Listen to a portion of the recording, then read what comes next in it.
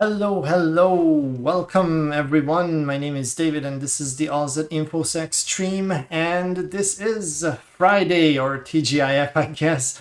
We survived this week. Yay! We are back, and this is the first full week for the stream. I am not sure if it wasn't overly ambitious to have 3 streams per week, but here we are. And as I described and explained in the previous streams, the goal for today's stream is to build something, either something that will help us in maybe future assignments or do some hardware hacking related things. And because we have an upcoming wireless assessment, I thought that preparing for that one and do some preparation on setting up the gear, building a couple of tools would be a fun thing to do over the stream as well, so you can follow along. And today we're going to build a Pi Sniffer and maybe a Pwnagotchi, depending on how time goes. Now, Wednesday's stream, we finished with level 5 of the Flawless Cloud CTF game. I plan to continue that game and do level 6. I don't know exactly how many levels are there, but based on the artifacts that we discovered, I think there's one more level at least, and maybe a second one, because there was another bucket there. And then we're going to do Floss 2. Floss 2 also has Defender side. We'll see if we can fit that one in. In that case, next week's Wednesday stream is going to be like a purplish kind of stream, and we're going to combine together the attack and the defender side. I haven't decided yet what to do on Monday. We're going to do something that is blue team related. I think the network forensics one was very popular, so we might look at other type of forensics data, network related data. I'll try to find something that includes maybe logs or NetFlow data, or I can show you based on the PCAP5 what you can do with NetFlow analysis. So we'll see. I haven't decided it yet. Regarding the stream that I promised on the Prusa Mini, we have to delay that a little bit. I wanted to do it tomorrow, but there are 2 little problems with that one. First off, I definitely would like to do that together with Ava, and she's still doing her training, and it's in US time, so it will start in the afternoon, and this will take significant amount of time. So probably next Friday is a good candidate, and it's going to be a longer stream. That way we don't have to set up a separate one-off stream outside of the schedule, which I'm not even able to put in the schedule yet. And you might saw, let me just check out how many of you are currently in. So you might have seen the goal there for followers, and we have so far 44 followers, so we only need a couple more to have 50, which is a requirement for affiliate. Now, with affiliate, I will be able to set up one-off streams on the schedule, so when you check the channel schedule, you'll be able to see what's coming up next, and I don't have to rely on the notification, which you might not see. So that would be the main goal, and if you follow us, then I will definitely thank you for it. Which reminds me, I need to thank for Mizoli12, who's I think is currently viewing the stream, and Hekashuli Meetup as well for the follow. So thank you very much. And the goal with the affiliate is not to have subscriptions. This might be a bit surprising, and I'm not sure if I say things like this on the stream. Twitch might eventually kick me out, I don't know. But I think it worth the risk. So I will never, probably ever, but never say never, ask you to subscribe to the channel. We're doing this for the fun, and because we, at least me, over the years had a ton of projects piling up, and I never could find the time to do them. And this would be a great way to do those projects that I'm kind of just storing in these boxes behind me with all the components. And we're going to see one of the, or maybe 2 of the projects that I always wanted to do, but never had the time. And to give back a bit to the community. I think today there are so many different sources out there that you can use to learn and develop your skills in information security that I kind of felt the need to give back to the InfoSec community. And these streams are really just for that. Reaching the affiliate status would really just be extra features. So we could have, I think, I'm not really sure what affiliate does, but I would like to have the channel coins so we can do some fun stuff with those. I already have an idea, but I need to run it through Ava if she agrees with the name for the channel coins. And then I could also make polls within the Twitch interface, which would be pretty cool to have a bit more interaction.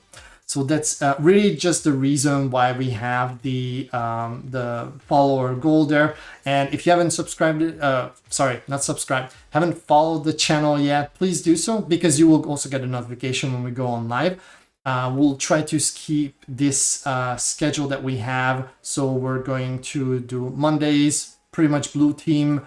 Wednesday is red or purple-ish, and then Friday is a bit more relaxed, and I might even change the music list.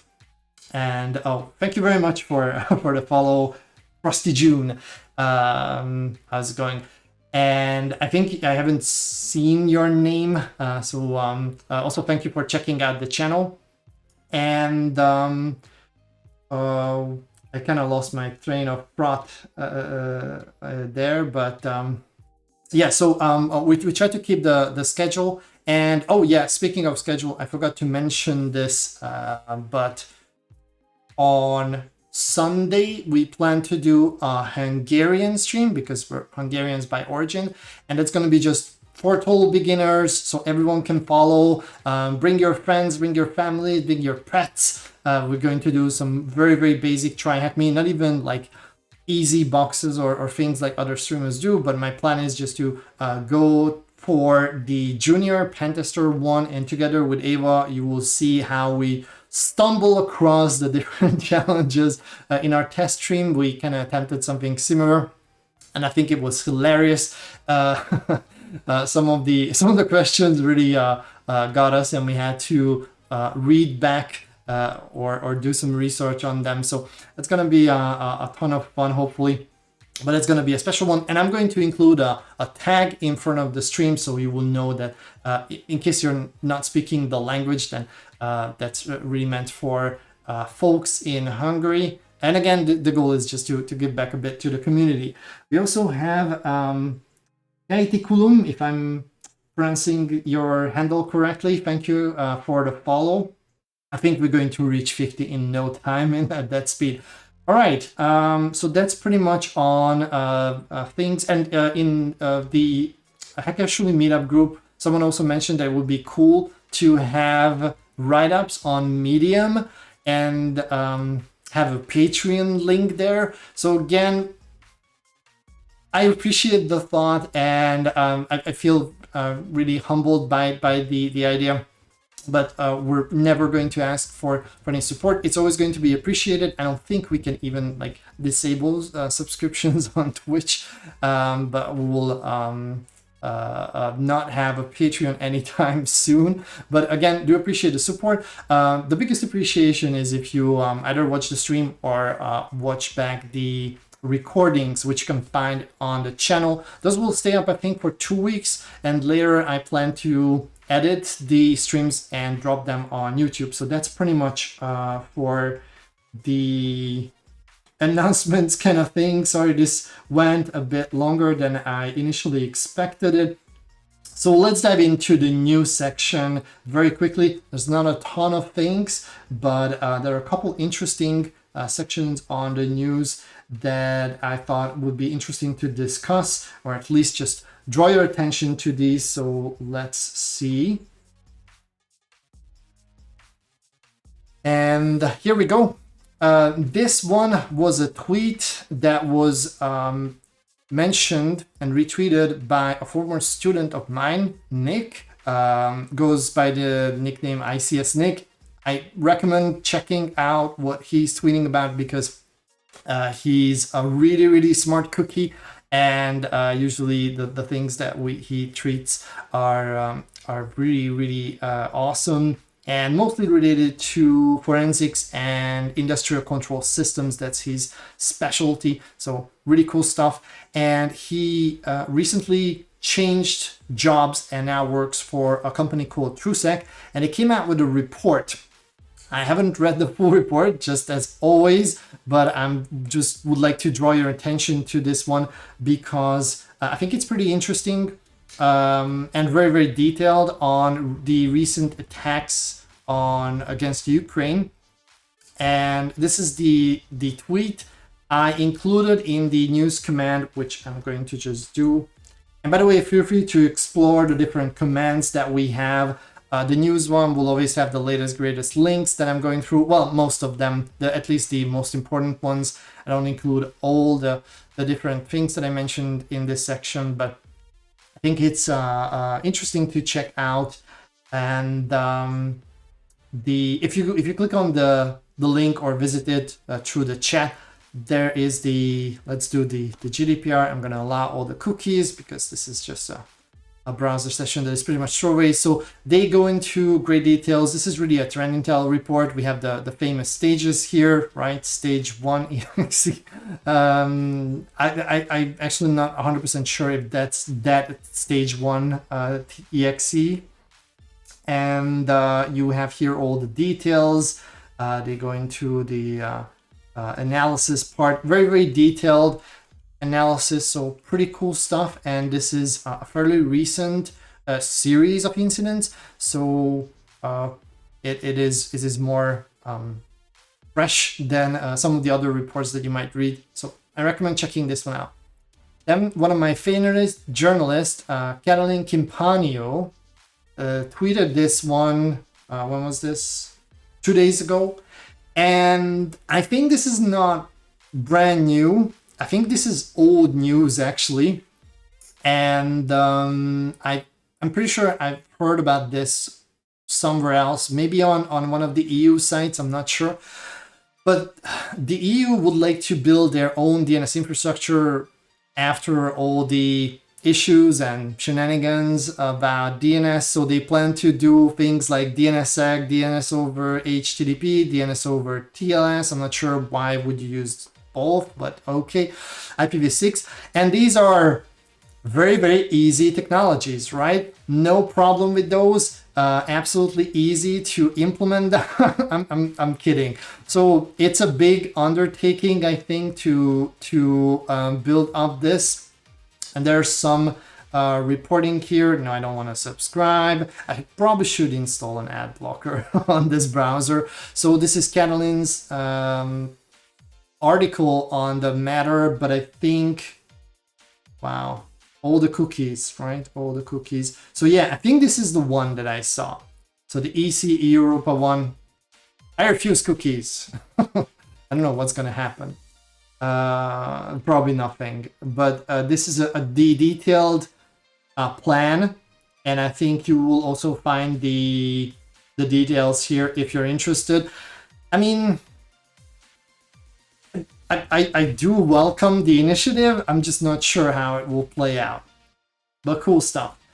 In the meantime, I would like to thank Mikey Boy for the follow. Thank you very much, and gonna move on to the next section. Let me just adjust a little bit the volume of the music. At least for me, it's a bit louder, but it might be because now I am on Bluetooth.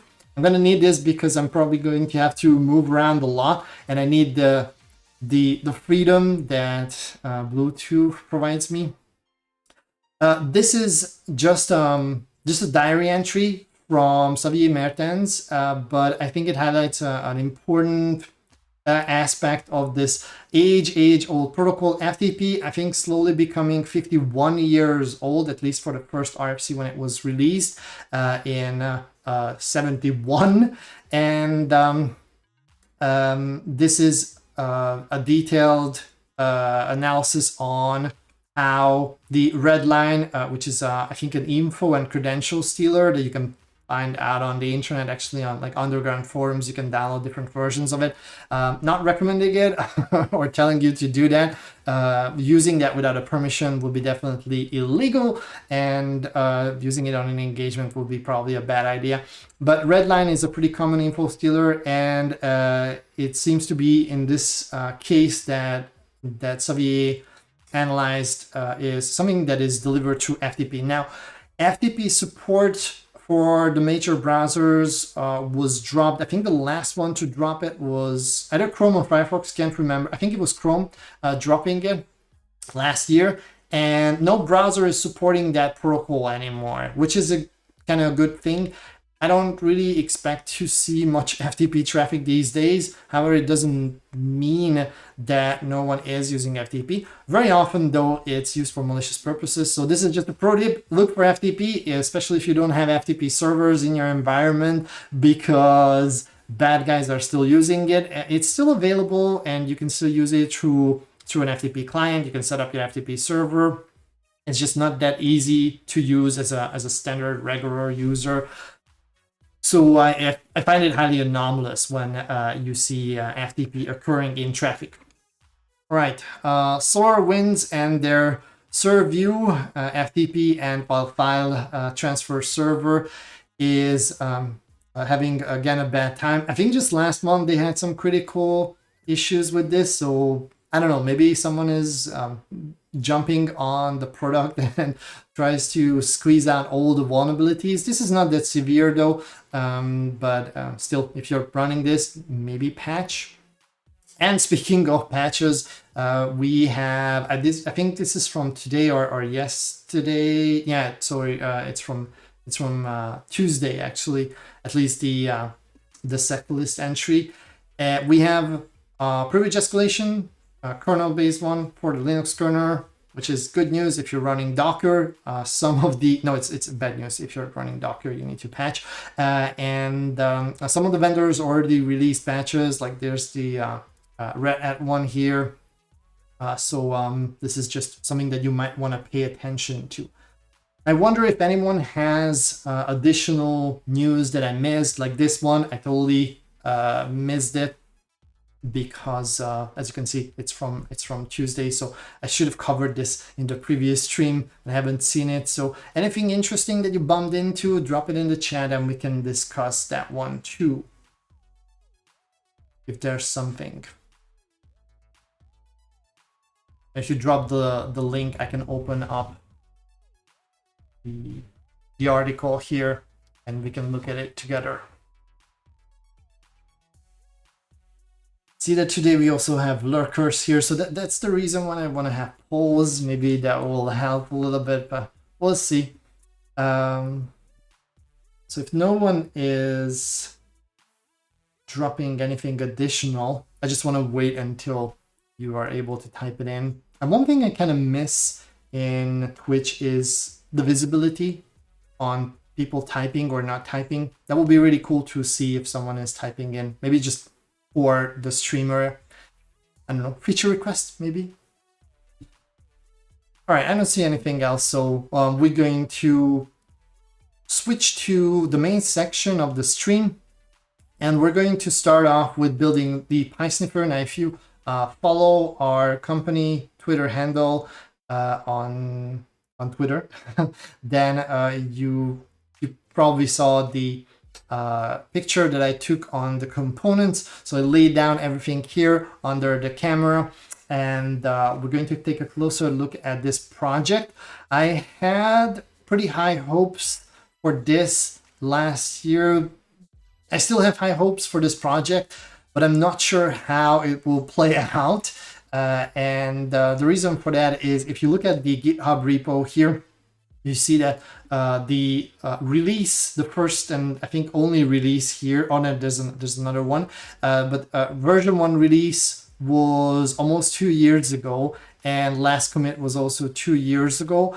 That doesn't mean that this will not work at all, but it's a bit dated project, but we're just going to give it a go and see how it works. Now, the reason why I want to do this and also try maybe the Pwnagotchi, which is I'm a little bit afraid of that one because my understanding is that you have the cute little face of Pwnagotchi, like this one here, and once you fire it up, it will shout, apparently hack the planet, and I guess try to hack everything around it, which is not something that I have permission to do. So I will try to filter these as much as possible. Discovery should be fine. However, capturing handshakes is probably sketchy. But what I will do is, if I accidentally capture something, I will immediately delete it. Here on stream, everyone will see it, and I think that should give me decent coverage legal-wise. And I do have my own little test access point that's going to be the network that I want to attack with these devices, and then perform a password cracking attack. I checked, and this TP-Link device has a very weak default password. It's 8 numbers only, password, so eight characters, but numbers only. And it should be feasible to crack this one with something like Hashcat, I guess, because I think AirCrackNG requires you to build feed in a dictionary, so to do some brute forcing or something like that. Or maybe I would just drop the password in a small dictionary just for testing sake. So the goal here is not to attack any networks aside from the test one. And because I control my networks, probably won't exclude those ones either, but I will try to first look at all the surrounding neighboring ones and make sure that they are excluded if there's a possibility to exclude them, or if I can do targeted attacks. That also interests me if this is actually feasible to do. As you can see, the size of this is very, very small, and I don't know if time allows it, but I also have the Raspberry Pi 02, and I wonder if these will work with that one. But first we're going to build it with the standard Pi 0 with the Wi-Fi, and it's a teeny tiny little device. The other thing that these devices will have is, and the reason why I'm more interested in a Pi Sniffer is that it has a user interface. So it has this nice graphical view on I think this one is an OLED screen, and the Pwnagotchi's recommended one is a WaveShare e-ink display, so a bit different technologies. And Pi Sniffer's shield, this is from Adafruit. It's this one here that we're going to unwrap, and this is the OLED bonnet display, and it has also, oops, I think the button on this just came off. I have a spare one, so we'll see if I need that one. But we're going to open this one up and then use the interface to do the assessment, or not the assessment, the test rather. It has its own little image. You can also build it if you want. I'm not going to spend time on building it. For the engagement that is upcoming, I probably will do that one. And I hope I do have somewhere an SD card that I can use. I think I prepared one for this, and this is the list of recommended hardware. Now, you might find it challenging to find one or the other here. I did not have time to collect let me just check on my mixer that everything goes well. Yeah, looks good. So I didn't have time to collect the links where I purchased these, and with the chip shortage and the supply chain issues, I think wherever you can get these is a good place, especially for Raspberry Pis. I think for Raspberry Pis, these ones that I have, I ordered from Amazon DE. Then the OLED bonnet one, I think I got it from Mouser because they're, and probably you can also get it from DigiKey. For the power source, I wanted to have the UPS Lite, but it's really tough to get it. You can order it on Tindy, but the company had some problems shipping it out. I didn't feel like paying them separately for the shipping, so I asked them to ship it, but it got lost. So it was a mess. and then I ordered it from AliExpress, and it's being reported by AliExpress that it's in the country. I'm about to get it, still haven't arrived. I'm not sure what's happening. For a week now it's been in the country, and this week I also got a message that it's with the delivery company, which is the post office. Probably will take another month, I don't know. It's a mystery how that place works. A secondary antenna by Konakit. This is not something that you can get from the European Amazon sites, but I do have that one, so I ordered it from Amazon.com. You can find it on FR or DE or Co UK. USB mini hub, this is an Adafruit one, so I do have that one, and I also ordered that one on Mouser. And then micro USB adapters, I do have that one. And there's also a GPS module, which again I think I got from Amazon.com. That's pretty much it. You need to do some research and poking around to get these, but once you have it, well, we'll see how it goes. So I'm going to switch the camera, and I'm probably going to switch back and forth, so you will see what I'm looking at here on the screen, and you will also see how I assemble things. And I also plan to boot up the Pi devices and use the KVM feature of my new GDP-3 Pocket. We'll see how that one works. I think it should be good. I watched the video, so I do understand how that should be done. So I'm going to download here what needs to be downloaded. And I do have Balena Etcher installed. I'm going to use that one, or I don't really like the Raspberry Pi installer. Balena Etcher works better for me. So I think we need to, yeah, this looks like an image. So I'm just going to drop it here on my desktop. And 2 minutes left. Okay, this will take some time. In the meantime, I'm a little bit worried about this OLED screen. So I'm going to switch to the other view and scoot over with my chair, and take a look at what we have here, especially this one. I will start with this one because I do see here this button here, so I'm not sure if it fell off or broke off. If it broke off, then I have a second one. I always order 2 of preferably everything if it's not too expensive, because it might get damaged on shipping, or I might break it. And this is actually true for other cases as well. Like when you do hardware hacking, you want to have more than one. So let's unwrap here things. Just going to set this one like this, and let's see what's the situation with this one. I'm a little bit worried.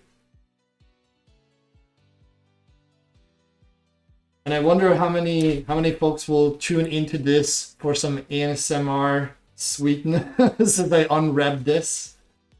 I don't think it's like, I want to try it though.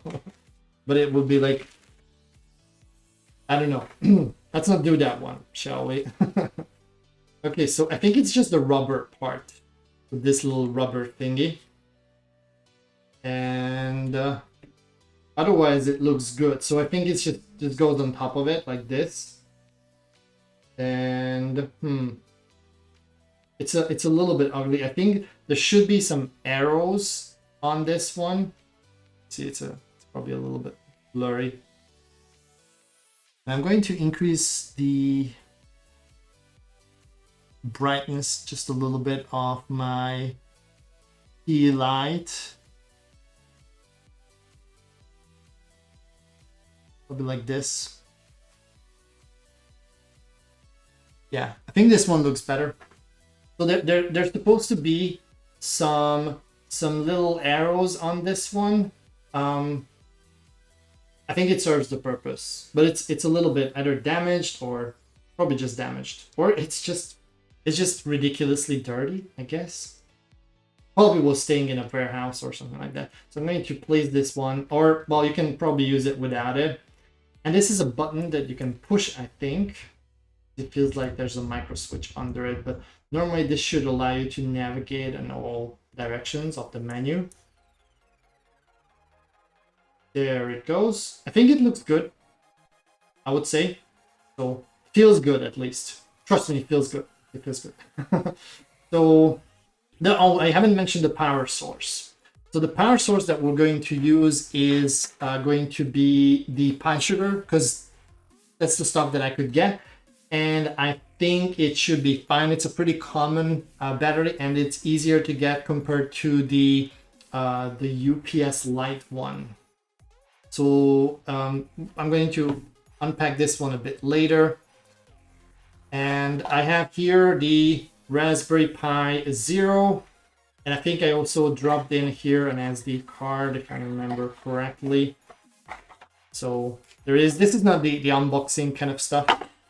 So don't expect me to spend too much time on getting out the things.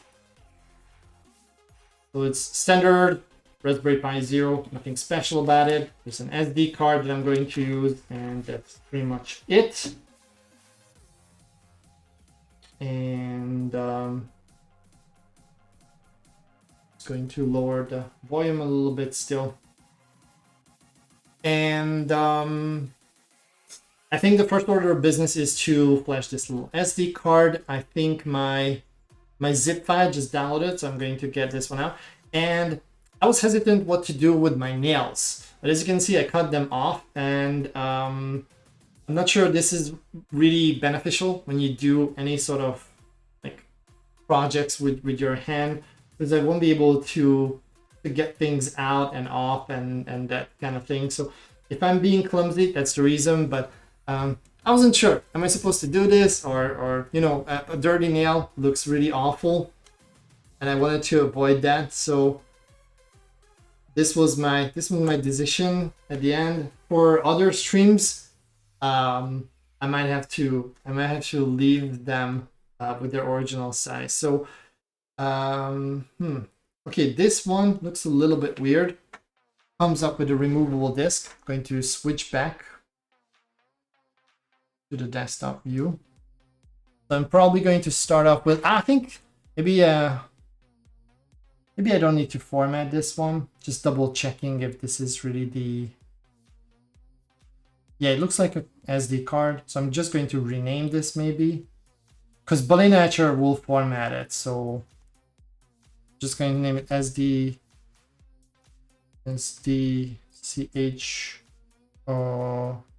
No, that's not right. That sounds like a compression algorithm. What's the name of these cards? CX or something like that? No, SDCH, okay. Just for, oops. No. Did I eject that?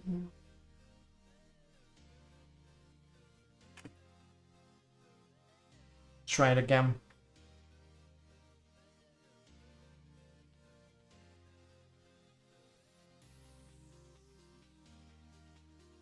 You know what? I'm probably just gonna do a quick format anyways. Making sure that it's FAT32. So this is a 32 gigabyte SD card. Nothing special about it really. And I have the Pi Sniffer here. So I'm going to grab this one here and see how it works. Okay.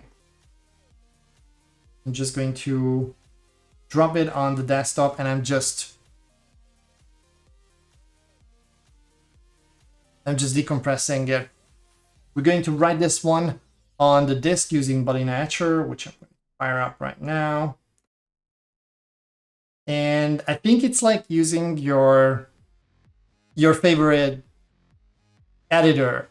Everyone is using different tools to write SD cards.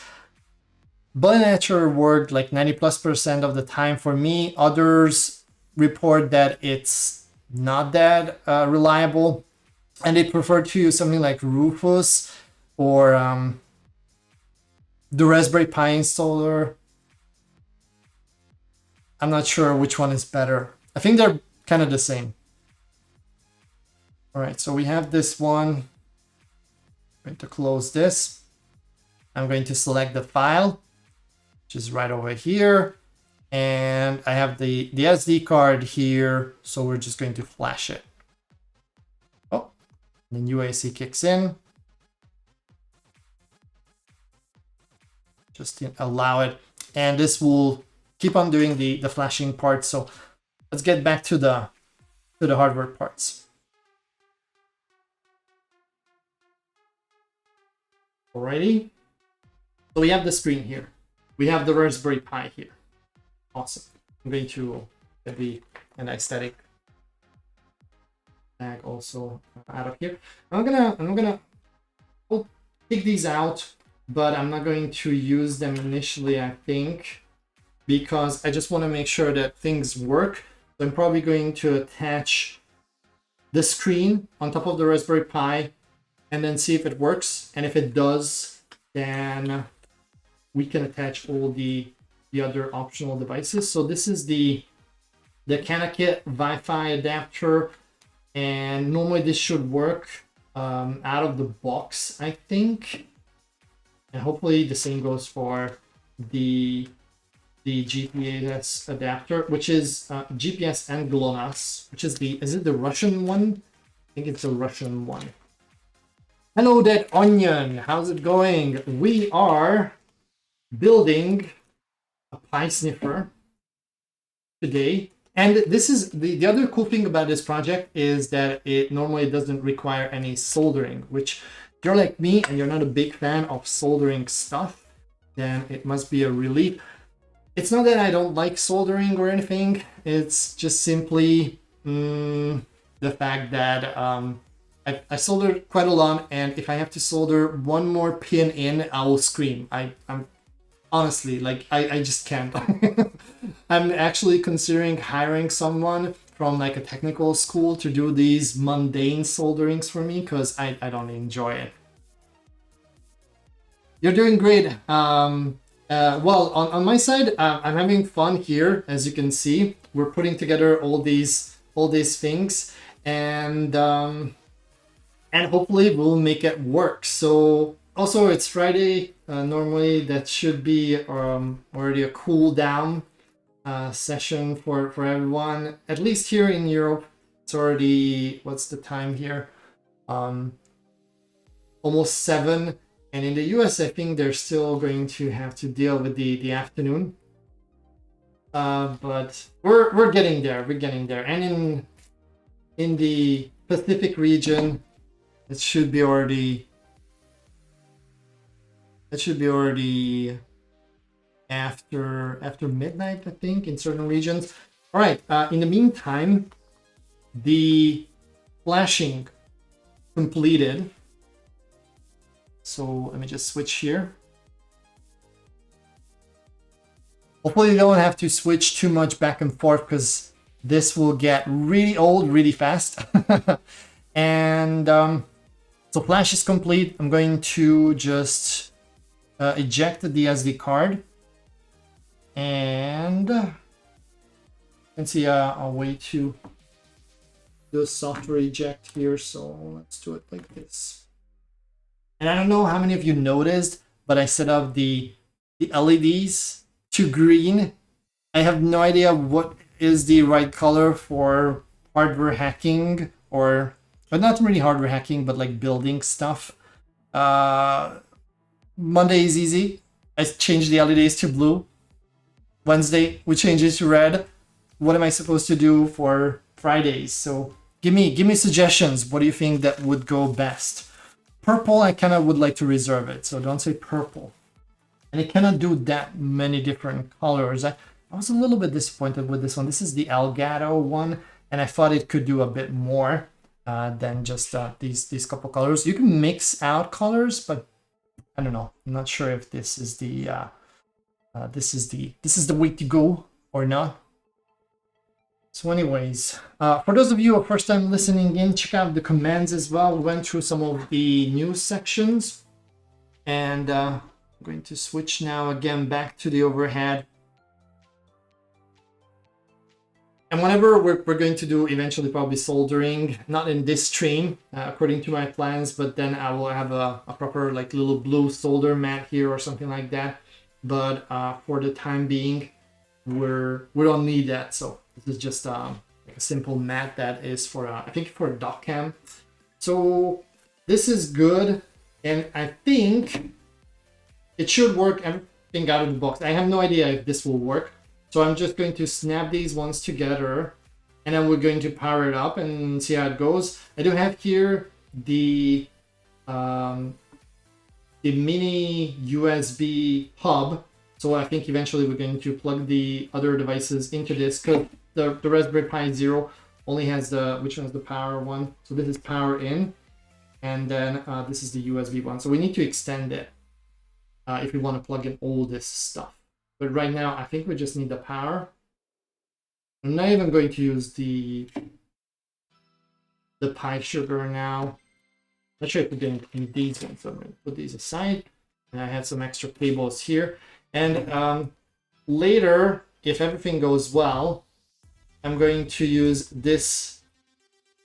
Like it's so fresh that I peeled it off. Now you can see my fingerprints on it because I was touching it.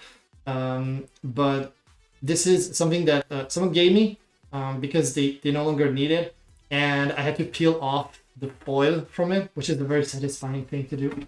But normally this should be the default configuration on this one. Alrighty, so we have the SD card with the appropriate Raspberry Pi image. And then I probably don't need this one either. And then I have to snap this one in without breaking it. This is the hard part, I think. So let's see. It's closer. Let's see, and I'll use this one if I need to squeeze a bit more on this. So I'll just align this one properly. And if you cannot, I think one of the pins is a little bit bent for this Raspberry Pi. We'll see if it's a problem. I'll try to adjust it now just with my fingers like this. But it was a little tilted. If we're able to get on the shield, then it's probably going to snap into position. Oh, look at that. All right, this looks pretty solid. it just snapped in, and I really hope that we have the proper contact on these. As you see, the pin head's coming out almost on the other side, but this is I'm not sure. Like, this is still not great, but looks solid enough. I should be careful when I push the buttons though, but it looks good. So I have here, just gonna put this one aside. I have here a USB up here, which I can turn off and on. This will be off screen, but just for you to know that I'm going to plug these ones in, and these are plugged into my computer. So we should be able to see what's going on. Maybe I will use the longer cable. They're pretty stuck, so that we will have the chance to observe what's happening. My hunch is nothing, because what works out of the box like this. So this is the power. I'm just going to plug this one in and just do some cable management kind of thing, which I never do. I never do proper cable management. All right, so I think it's booting. If you can see the little LED here, it's blinking. But it's just the Pi image, so I'm not sure if the screen will work. And yes, I still have the foil on, so if that one makes your eyes tick, I'm very sorry. I do peel off the foil, but while we're assembling things, I'm gonna leave on the foil because you can already see some scratches on it. And I want to make sure that once this is all done and all working, then I peel it off, and then we will have the the finalized device. So it's still booting. Will probably take some time for this to boot up. And I need to position the device under test a bit carefully because I use a ring light from Elgato on top of this camera. And if I move too much, then you see this is the edge of the ring light here. So for best experience, which might be nothing in this case, just a blank screen, you will have this one always positioned in the middle. Wonder how long it takes for this to boot up. We'll see. I'm going to put the pie sugar like this here. Oh, look at that. There's something on the screen. Huh. That's awesome. So I'm not sure if you can read it. And I just look at the stream and you probably see this one being very, very blinky. So I'm not sure what is the frame rate on this one, but it must be quite low. So we have the device booted up and it displays something on the screen. That's pretty dope. It says Kismet stopped, PySniff stopped, GPS not found, VLAN 0 mon down, VLAN 1 mon down. So it does nothing aside from displaying this. I wonder if I do up, down, it doesn't do anything. If I push the button, oh, it changed. So I read on the GitHub page that you can log the device. I'm not going to do that right now, hopefully, because I don't want to. And you can do something with these buttons too. I think you need to use some of them to lock and unlock the device. And I think it also has some sort of screensaver, I think. So there's the GPS status here, which says hardware not found. In system stat, there's GPU, memory, the disk. Probably going to put this one down here, and I think you can still look at it like this. Probably more reliable instead of having it in my hands. So there's the memory, disk utilization, temperature, and it looks like it does even update. If you can see it, then you can see the temperature change. Not sure about the CPU and memory utilization though. Okay, there we have and I haven't tried any of there's no up and down functionality here. Then there's it says antenna, which is probably just interface. This can do something. It says disabled here. Wonder if there's a way to enable it. And that's a client view. So I'm pushing towards this direction. And it looks like I'm just circled around. So I don't know what's on overview, live view. This client, I think if you start the monitoring interface, you will see additional things. I guess on the live view, you might see like the access points or on the overview or the other way around. I'm not sure. But this looks pretty good. I wonder how we can. I'm just afraid of turning on the monitor mode. I'm not sure if it does like an attack or anything. Captures handshake passively. Because I think there's a way. So what I would do is because like this is still pretty useless. So I would like to add the pie sugar now. So I'm gonna turn this one off, and I think there's a graceful shutdown functionality. So let's check the documentation, and then we'll know what to do. But the fact that this is booting up is already pretty amazing. That Onion says it would be great if you could sandwich a battery in between. So the battery normally will go on the bottom. So on the bottom of the pie. So I'm going to place the battery here. At least that's my idea. I think what you mean is like size wise.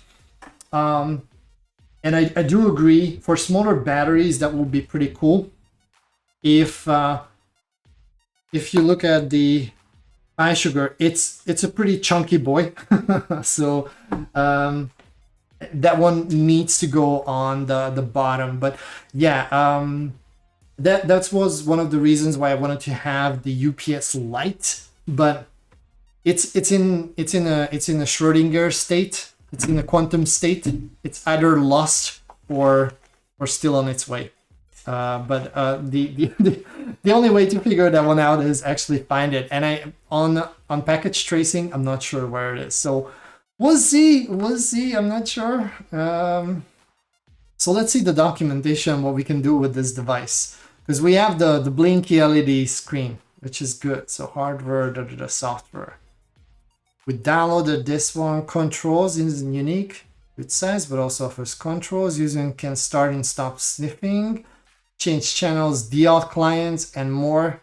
Here's some images showing how to use the controls. So start, stop, shut down. So,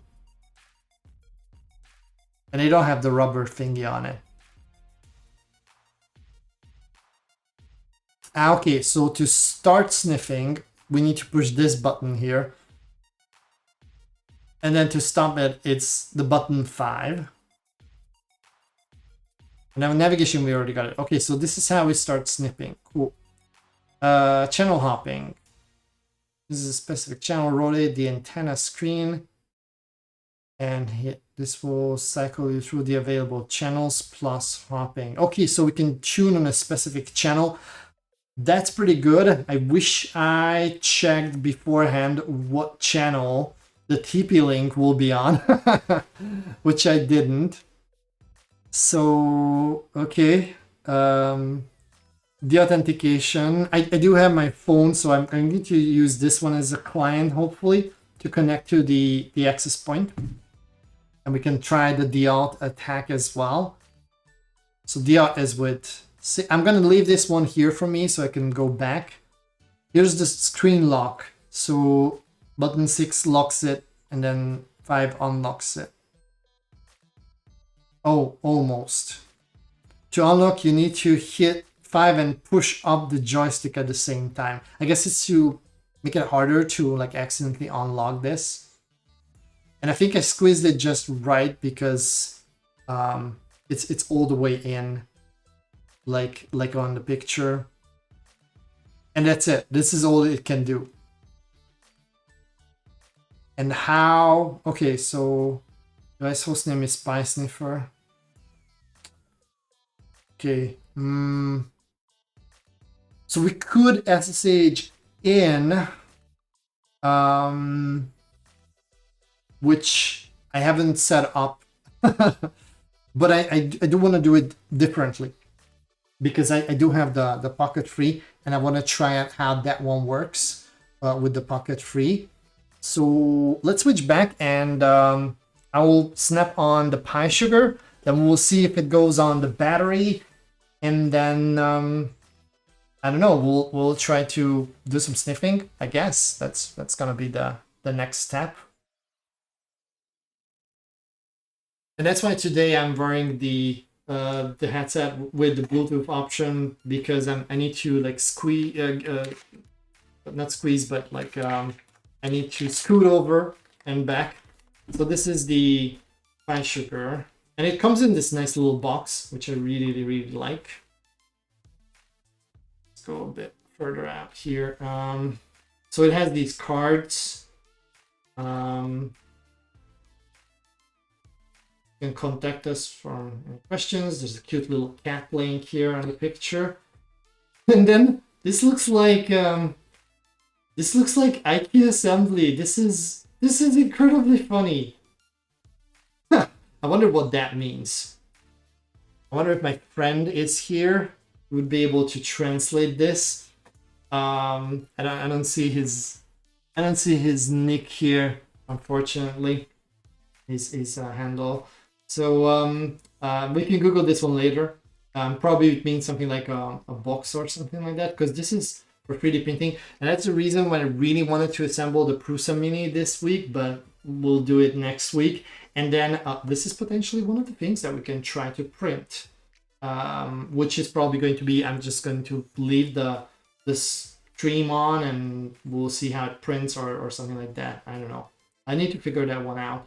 So for the assembly part, you need to grab the Raspberry Pi and snap it on the Pi sugar. I guess that's it. So we'll see. I'm gonna place this one here. Oh, new follower. Hello, Marostami. How's it going? Thank you for the follow. We already have, let me see if I can position this properly. We already have our device running. I don't know why I'm running this. And well, I need to, how do I shut this down gracefully? Is there a way to do it?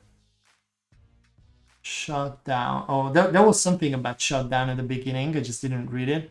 So hold down 5 and 6 at the same time. So I'm going to shut it off because we're going to add the Pi sugar on the bottom of this. So it will be snapped on here. I need to push these two in the same time. And this should turn this one off. Oh, it did. It did turn it off. And now I'm not sure if you could see the LED for the Pi, but I think it did shut off gracefully. So that's pretty cool. I'm not sure if this actually does something. I mean, the whole project, but so far it's really cool. The screen does work. And you see all the options for it. So let's, like I said, this is probably I should add the ASMR tag for this one because we're going to unwrap a bunch of things and with all the soft noises. So let's see the screws. I probably should have gotten my my magnetic mat, so I'm not going to lose these. I only need 4 of them. So I'm going to drop this one here. We're going to add the Pi sugar. And I need a screwdriver. Yeah. My screwdriver set here, so... Oh, it's a mess. Of course it's a mess. Whole mess.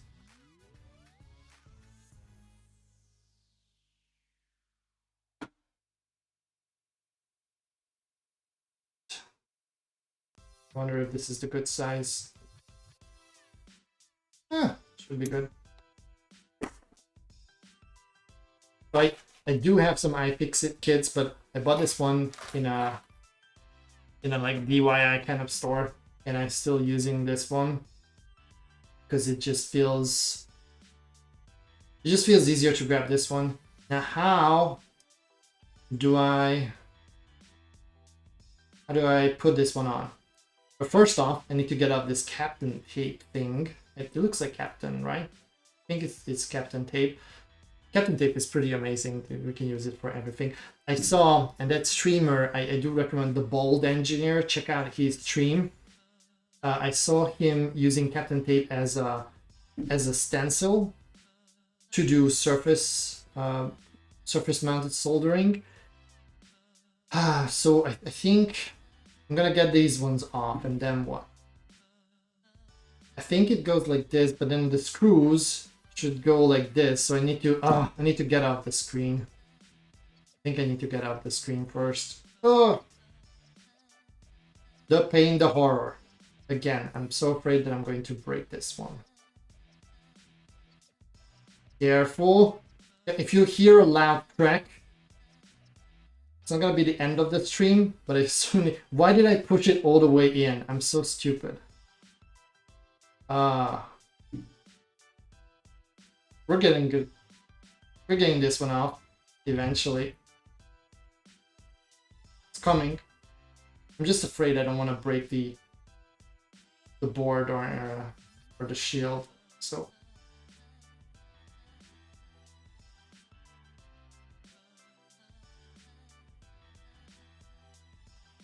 Wonder how many times do I still have to take this one off? Maybe it's a better idea just to barely snap it in, not all the way, because it's gonna be painful to keep getting it off and on. Now I'm gonna use to keep these captain things on. Because I don't have nails. Okay, try it like this. Oh, wait a second. What's this? Oh, I had no idea that this is... Huh, look at how it's mounted. They have magnet on it. Ah, this will make the assembly so much easier. So you can take off the magnetic part. Huh, and then snap it back in. That's very smart. Can UPS Lite do this? I'm actually not sure, because I don't have them, but I really hope that eventually I'm still going to get it. So we'll see.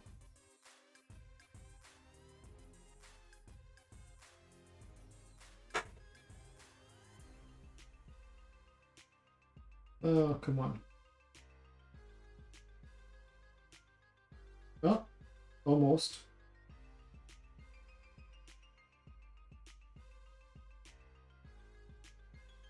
Let's just stick it on right here.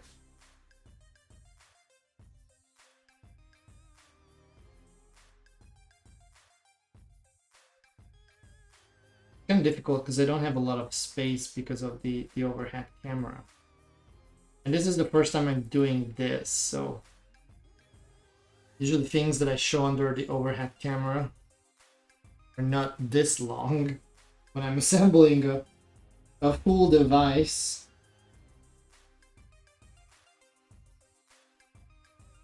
It's coming off.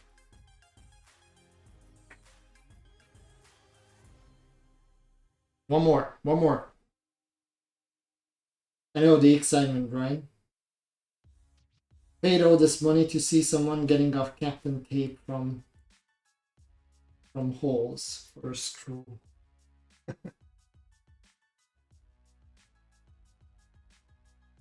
Come on.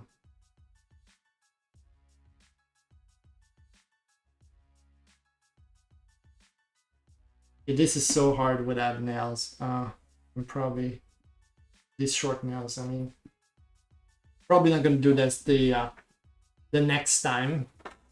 All right, so my sugar is here, and these are these are pogo pins. So I think we're going to. I'm not sure if you can see it. Let me try it like this. I'm just gonna switch to OBS because it's easier for me. So these are pogo pins, and you can squeeze them almost all the way in. So the only thing that you need to do, and you can just take it off later, is to screw these ones on top of the pie like this. So the screws will go like this, and then we're just going to snap back in the battery. And I think there's gonna be some resistance here, but it's okay. And not that kind of resistance. There should be good copper contact here. Good old contact here. Well, let's try this one. I think it goes like this. Because there's nothing to hold the screws in place on the pie side. I think it goes like this, yeah. Look at it. Oh, no, I'm an idiot. No one said anything in the chat, of course, then I'm a complete idiot. It's the other way around, because this is the portion where I'm going to make the contact to these pins.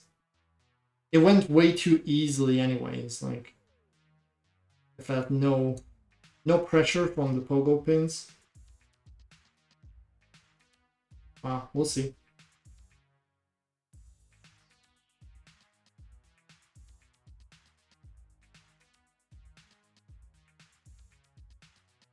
Probably cannot see it from my hand, sorry. getting that screw in place. Or at least I'm trying to. There it is. Okay. I'm gonna screw it all the way in because I want to make sure that we position this properly. Put it. That's it.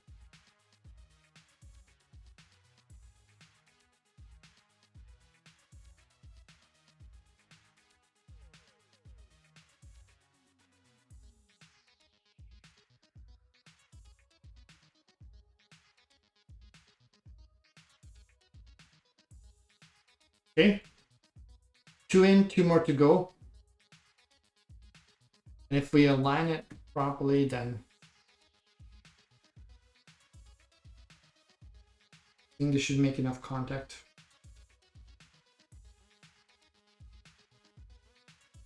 Actually, at this point,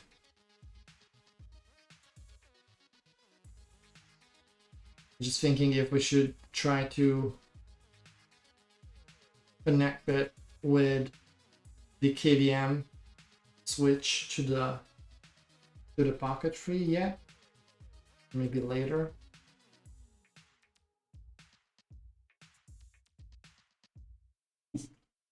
Okay. Don't wanna make it too tight. Just enough. So it holds on all sides.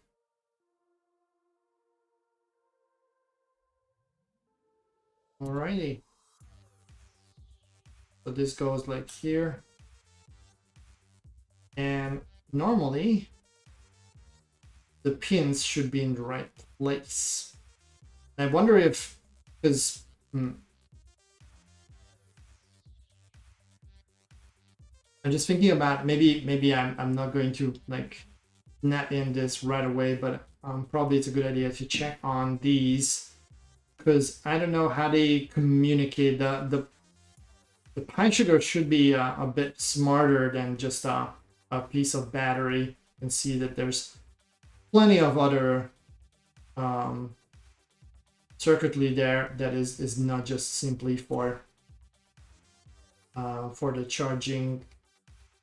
And there's I looked it up, and I think there's the plugin even not for this Sniffer, but for the Pwnagotchi that can display the battery charge as well. So let me check something quickly online. Check the pages for the pine sugar and also for the screen, because I don't want to make them go boom and lose all the magic smoke, because every machine is a smoke machine, but I intend to have a Wi-Fi assessment tool and not a smoke machine. So let's switch.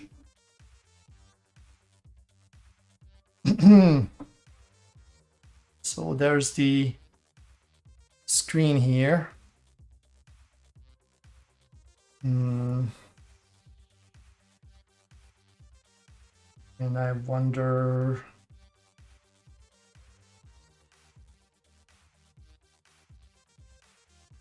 there's the instructions. So this is Lydia playing with it, I guess.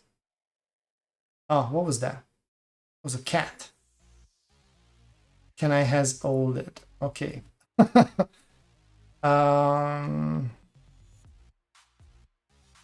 Usage.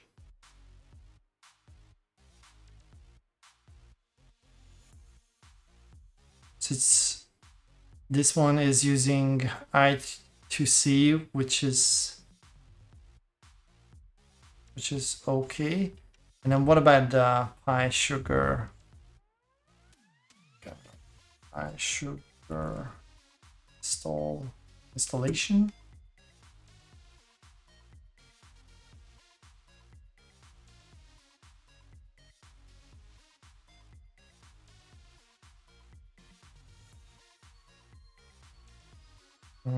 I think I'm checking it on TeamD where I got it. They probably have Yeah, I think this is the one that I have. I also have the Pro, which is just a larger battery.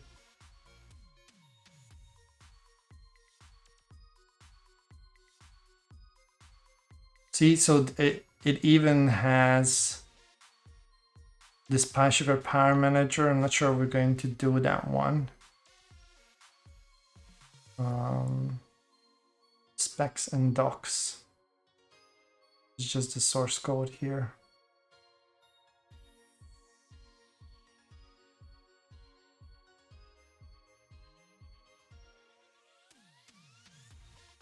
PySugar. Did you have like a wiki or something?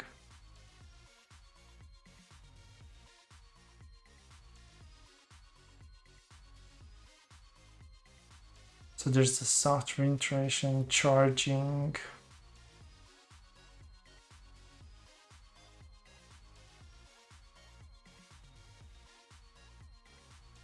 Sugar documents, but it does the communication also on I2C.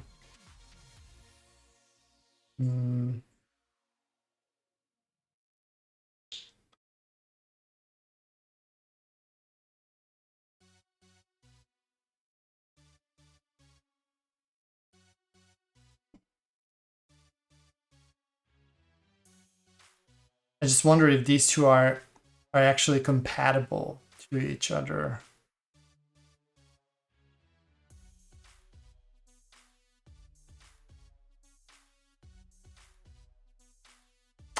This doesn't look very official, but normally use to configure the device,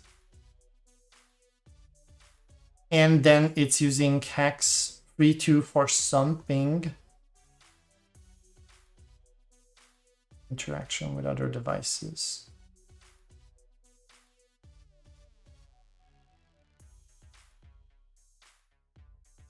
Yeah, these are the two addresses that it seems to be talking to, which is good because our OLED display is using a different address. So normally we should be okay, and we should be able to get away with this.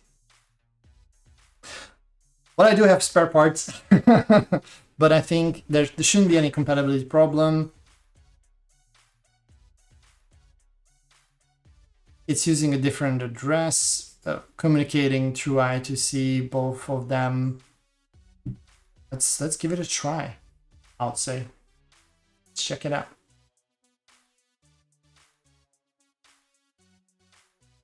Alrighty, so this is the battery, and this is where we charge it. I wonder if is this in an on or off state? So this switch is off now. Not sure if you can see it.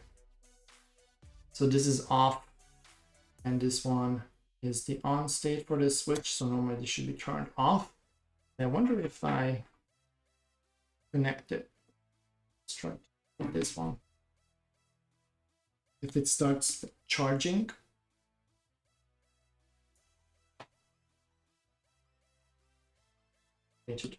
Oh. Ooh, there's an LED here. This is probably the charging state. I have no idea if this is charged or not. Took a while to get these ones as well. Hopefully this will not blow up in my hands. So, all right, going to probably try to turn it on while I have the charging on, because I don't want to have a failed boot or something like that. And I'm not gonna snap this in all the way. At least I try not to unplug this one first. In case I have to take it off or anything like that, then I don't want to go through the torture again. But I need to have a good contact. I think this is sufficient now. It's not too much in, but I think this should be a proper contact. And it's getting it's getting pretty thick. It's like a Big Mac now. It's not like a normal like cheeseburger, but it's more like a Big Mac.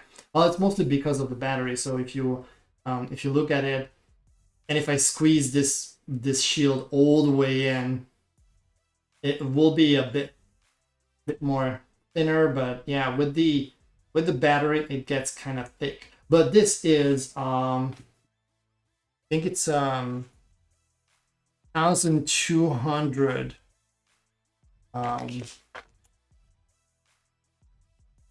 yeah, microampere battery, so it should be pretty performant, and I think this device should be able to operate for pretty long amount of time. I'm still going to plug in the battery. I was just thinking that should I plug it in, but I don't know the charge of the battery. So turn this one on. Battery charger goes on. Raspberry Pi. The LED for booting should be here. This is still not booting up. I think I need to flip the switch at this point. Oh, there it is. Not sure if you can see it, but it's booting. This looks good.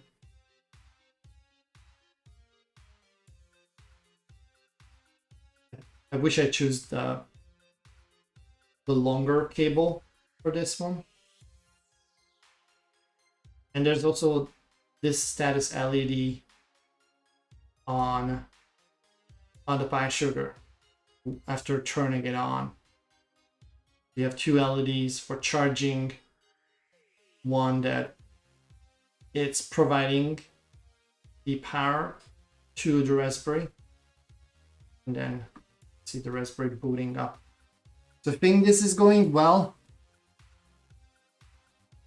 I think last time it took quite some time to boot everything up. So let's wait.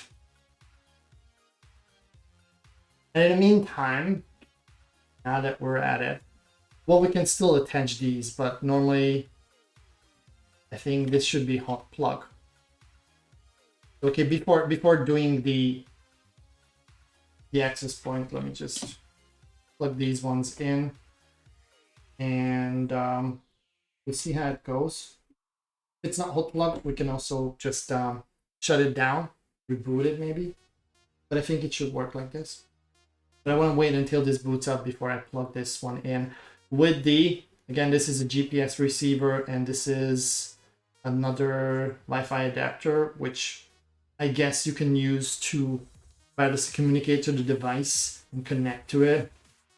You can configure it and you can connect to it and grab the files from it like that way, because I still haven't figured out where you can like get the files or how.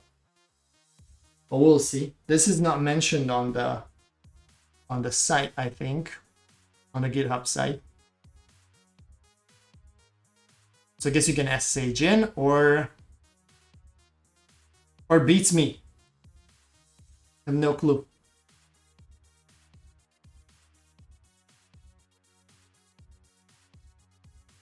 Oh, in the meantime, that onion said that the Swedish thing says make a case. That kind of makes sense. So this one over here, it's for make a case.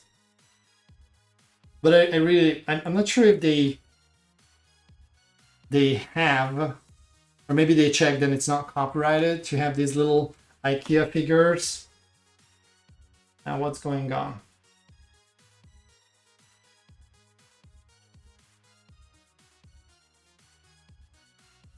Was it taking so long the last time as well? Or maybe I don't have a good contact there?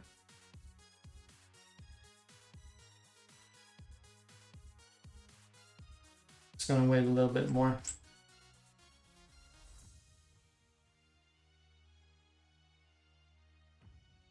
And thank you, The Onion, for that onion. Sorry, for checking it out.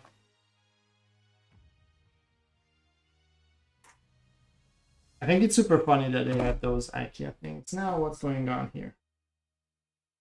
Maybe I shouldn't charge while booting this one up. Wonder what's gonna be the effect on the system if I this one charge it. Now that I plugged in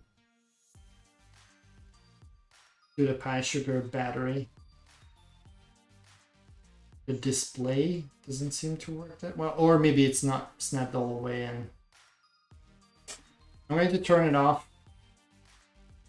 and try to snap it all the way in. But the Pi Sugar definitely does something that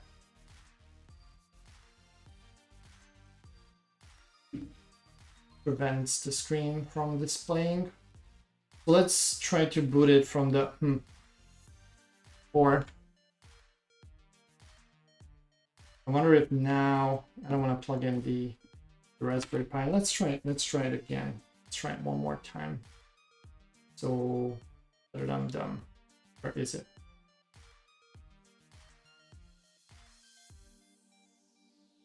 That's in on state, and I don't see. I think there's not enough charge on the battery. Maybe there's no. I'm looking at the contacts here, and this one looks okay.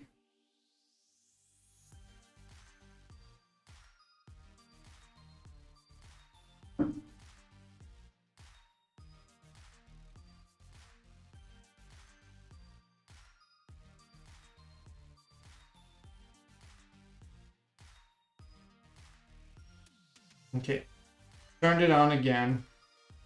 There's the blue LED. Sure, what's happening? There's the device booting. So I'm going to keep the actual battery aside from the board for now.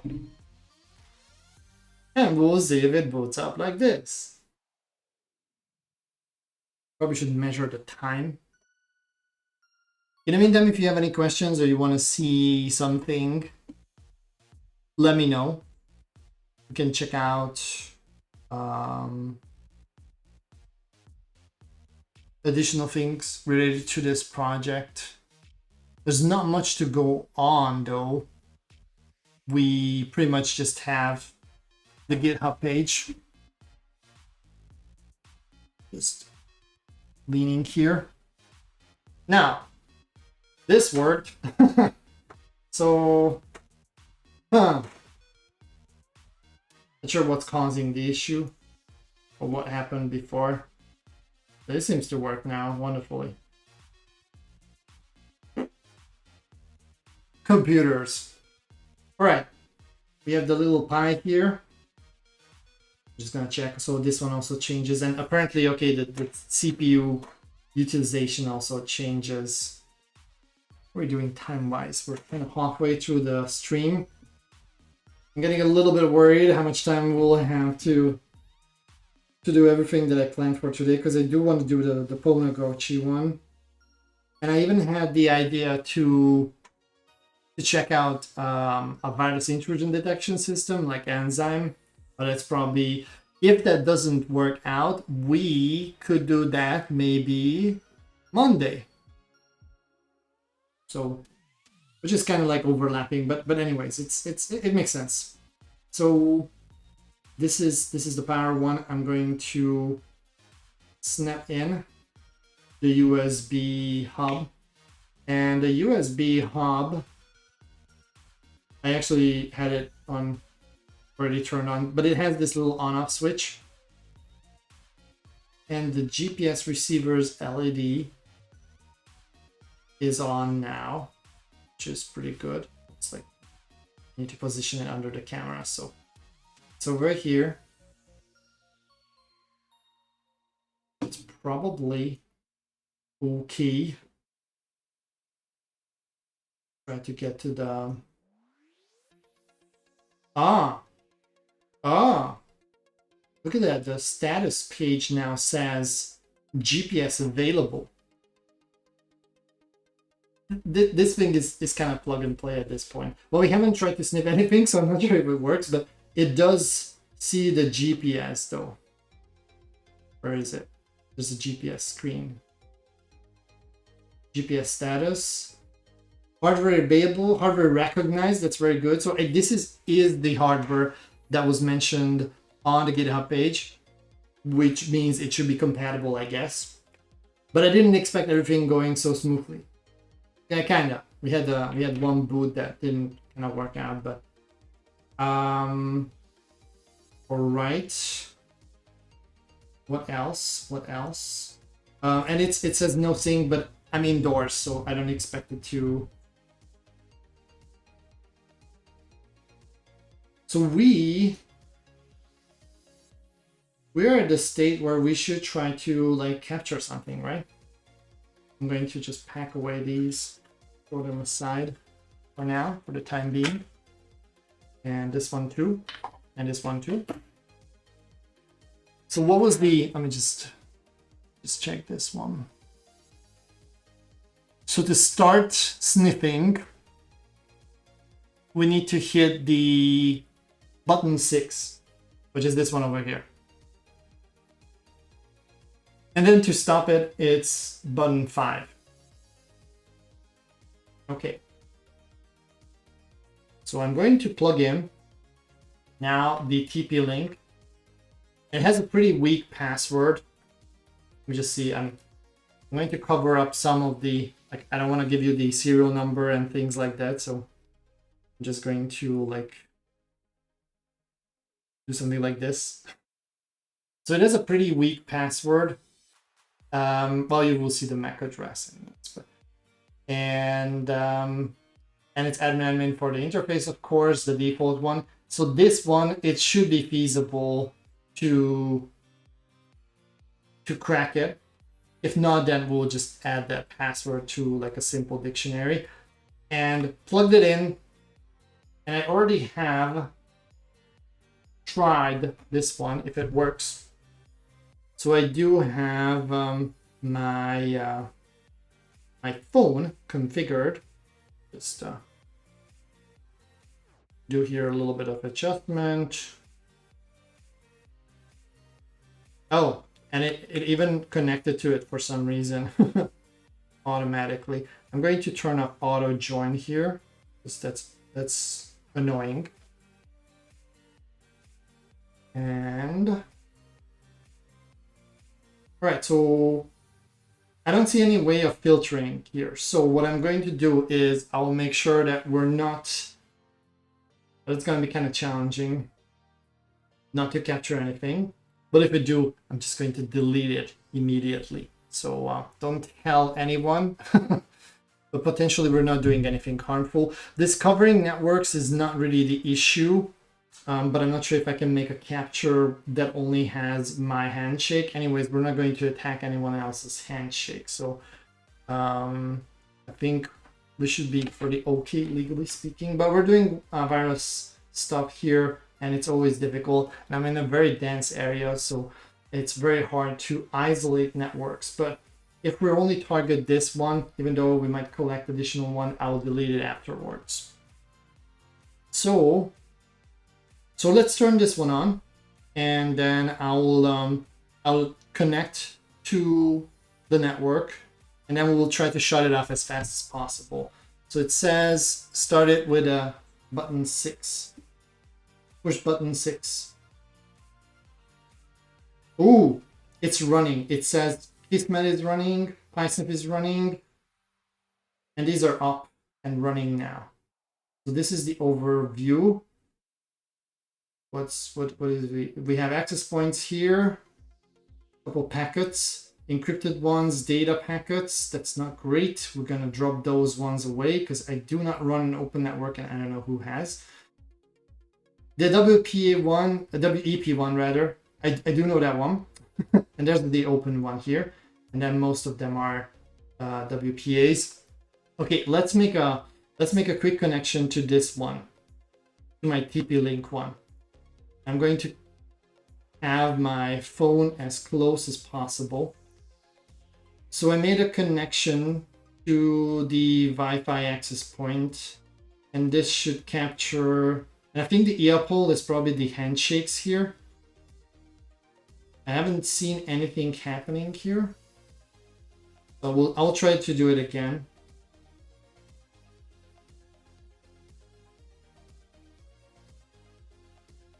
I'm gonna turn on the, I turned off the Wi-Fi, turned it on again, and do an auto join.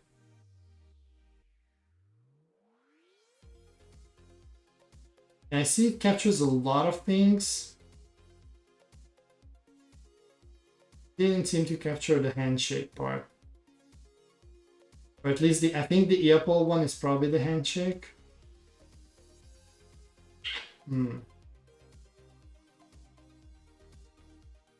Okay, let me take note of the password, and I will try to. In the meantime, can I stop this thing now? So what was it? Button 5? Okay, so this is now stopped. I'm going to take a note here for the password so I can easily use it.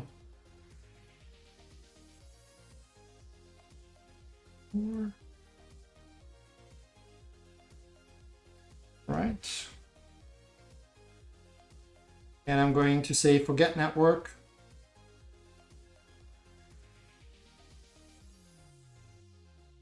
And then do it again. And maybe I'll turn this back on while I'm doing it. So now it's running again. I wonder if the other devices that I have here might cause a problem. What's happening?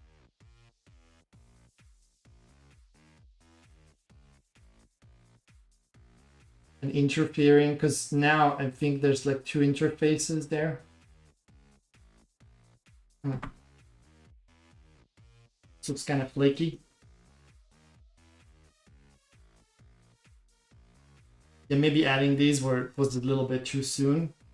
And I'm actually happy that it recognizes the GPS adapter, but now it's completely just like, it's dead. What happens if I turn this one off? Okay. I think it might be too much for this little Raspberry Pi to deal with this. So this is channel, hoping this is disabled, which is kind of weird because then it means that this is on now. Oh, okay. So I think the second one, let me turn this one off. Okay. I think the second one, the little kind of kit adapter is for the second monitor interface, which is pretty weird. And then Mon 0 or VLAN 0 Mon is probably the Raspberry Pi's one.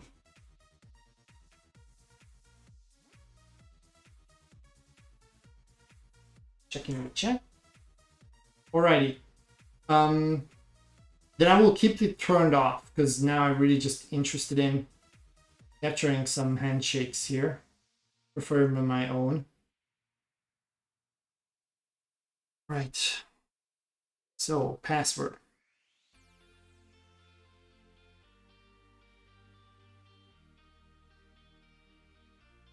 I'm going to join the network now. Okay, this looks better. At least it changed. So there's earpole change. Can you see that? Now it says 11 because it goes up to 11. No, I'm just kidding. But why is it 11? Like, that doesn't make any sense. It should be a multiply of 4, preferably. 11, that means it wasn't able to capture it properly. And let me do another attempt here. Okay, now it's 12. That okay. Weird. I'm hoping it's mine. Let me do one more test here. I just want to capture enough handshakes so that Did it do it? But I just want to ensure that it's my handshake and not someone else's handshake. But I think we need to go with this one. I'm going to disable it now. Actually, it's really quickly. Ah, that's cool. Because we haven't explored the menu. And we have here, what's my client? Ah, it's going to be kind of tough to find the client device like this. Anyways, I will do another handshake here. Maybe it will capture. I'm very, very close. So the access point is towards there. And just here, I have the mobile phone here. Let's try to show it. So it's connected to that Wi-Fi. I think this should be sufficient. Just want to see if we can see the client address here. So it's 1E AE on the list, which I cannot see now. Maybe it has to refresh or something.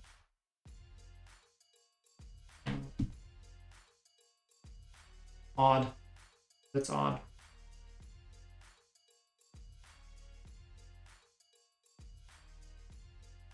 There are more devices now. Just get this one off thing altogether. Maybe it's. But I do see our target network here. That's good. It's this one over here.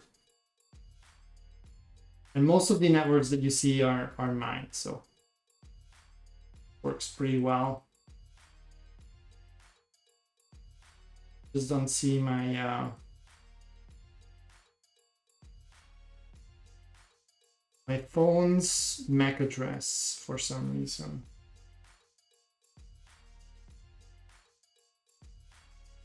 Okay, so now we're capturing a lot of handshakes here. There it is. That's my phone. That's my phone over there. Yep. That's and it's an iPhone, so it's just a random MAC. I wonder the lock how it works. I think it was 6, right? And then 5 and up. Ah, that's pretty cool. So if I do 6, it's all locked. I'm not able to change. That's a very useful functionality as well. Okay, how do I shut it down? Is it with a 5? All right, cool. So I think we're good. At least we captured something. Hopefully just our handshake and not someone else's handshake. But at this point, we can try to SSH in. And I just want to make sure that it's correct. Like the viewer count is totally off based on how many of you are actually viewing this, but it's fine. And it's wrong in a good direction. Like it's not showing more than you're here. It's showing less. So we have the device here. I'm gonna shut it off. And we need to get somehow the files out and even determine where they are actually. So what I had in mind, because I want to try this one out. Where did I? We need to find some cables. So I am certain that I do have somewhere a this is a mini HDMI, and then I need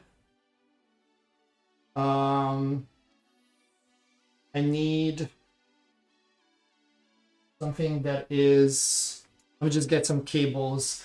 I need something that is USB-C and USB-A. I'm going to check here a couple of things. Let's see. Okay, this is good. I have one cable here. This will be something that is required if we want to connect. Oh, where do I have my cables? If we want to connect the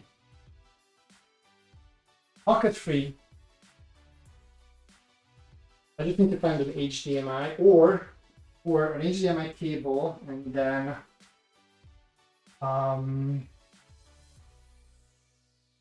a converter, which I think I do have with some Raspberry Pis. Just check around a little bit.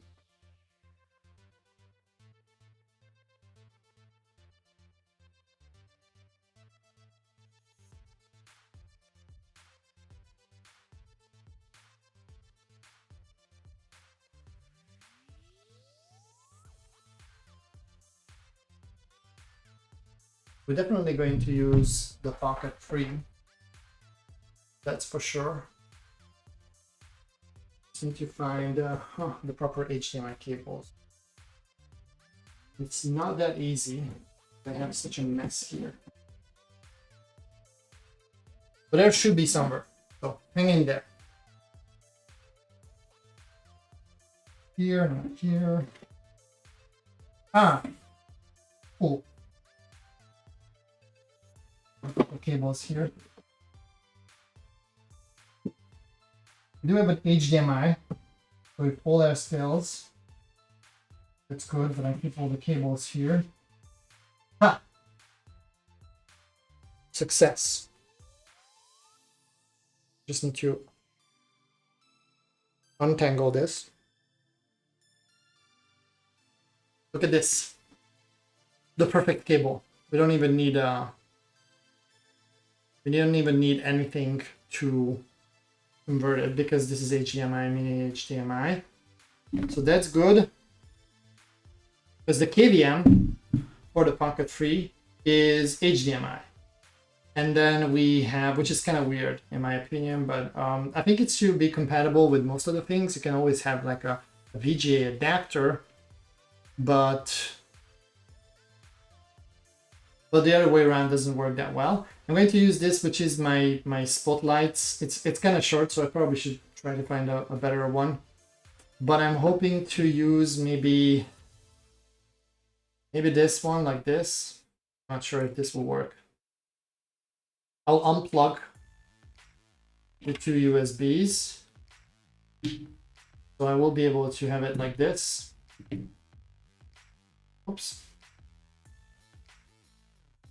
Well, let's give it a go. So I need to plug the screen here. And normally, yeah, making this instead of SSHing in is not the other way around. It's kind of stupid.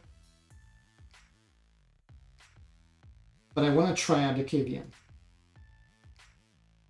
the meantime, I think I need to boot up the little device. Let me just, it has some smudge on it. Sorry about that one. Because it's a touch screen. So I'm gonna boot this one up now. Okay. It's booting! And it boots up pretty fast. So the GPD folks have a program that you can download. I'm not sure if this is the only way to do this, probably not. But you can open this one up. And if you open this up, zoom in a little bit. I'll try to fold it all the way like this. So the cool thing with this is apparently with this screen, I should be able to, to get some control using that KVM and using the keyboard of the GDP Pocket 3 and controlling the Raspberry Pi, just like you would do it with like in a server room with a KVM. So that's the idea, but I'm not sure if this will work. So we're going to start up. Now it's a little bit tricky to start up the Pi.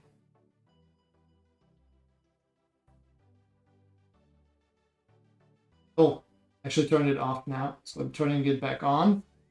It's back on. It's booting. See the LED, it's booting up. And then I should be able to somehow position this so that we can see something. I'm going to attempt to plug this one in. Maybe I should have done it before starting up the Pi. Because right now I'm not sure what we're going to see. Currently nothing because I accidentally closed it.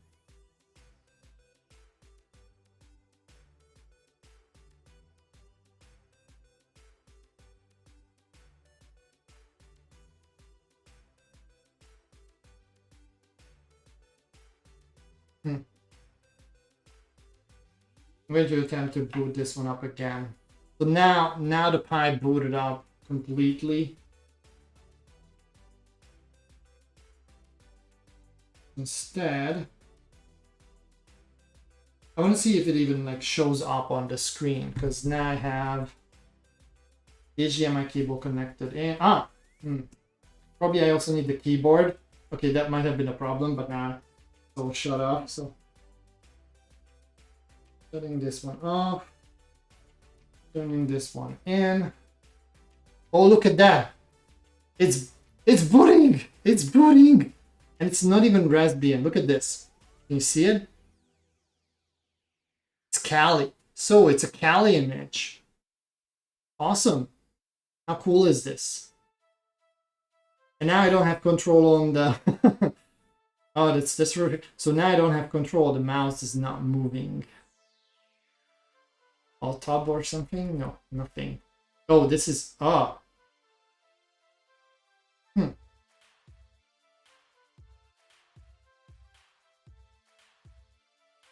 Okay, let's wait until it boots up. We should get a prompt.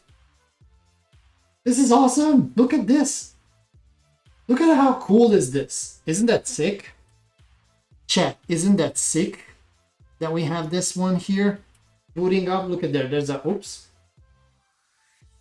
What happened? I still don't have control, but now the screen is gone.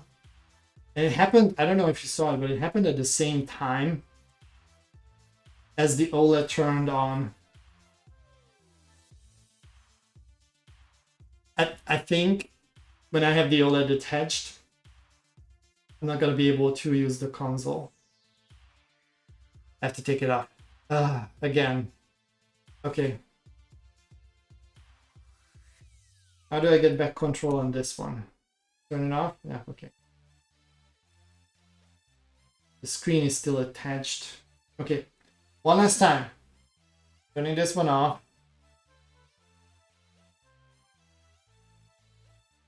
Okay. I'm going to take off the OLED and see if I can get to the prompt like that. Just wait until it gracefully shuts down.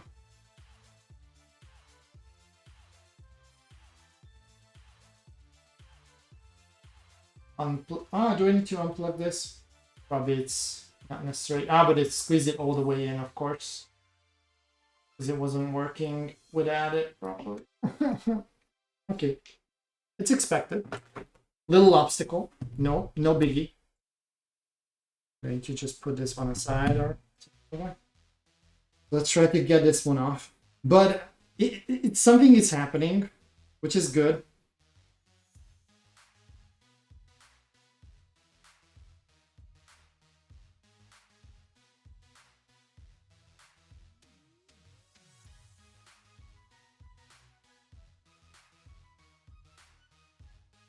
This is pretty good.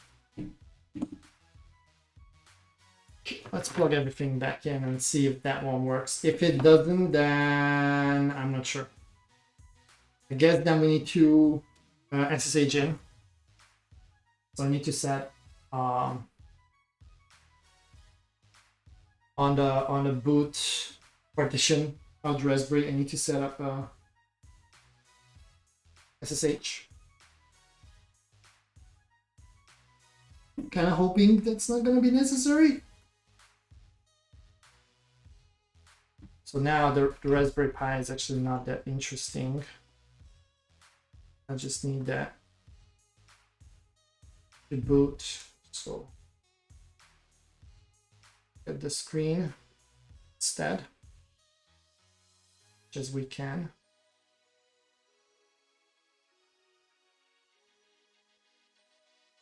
What is this?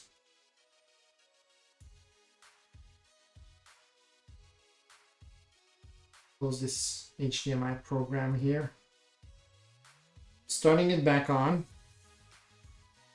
Just a little bit difficult for me because I try to use the magnifier or something to zoom in.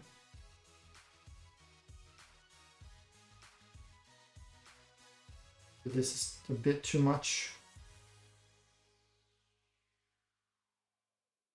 50%? No. What?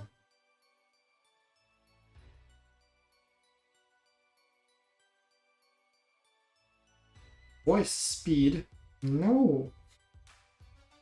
How do I change the amount of zoom it does?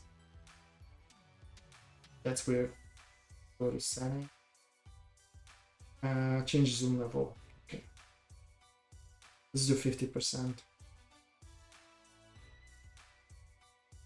think this is more reasonable. Just a little bit closer. Up here, maybe. Or down here. Because eventually we're gonna have the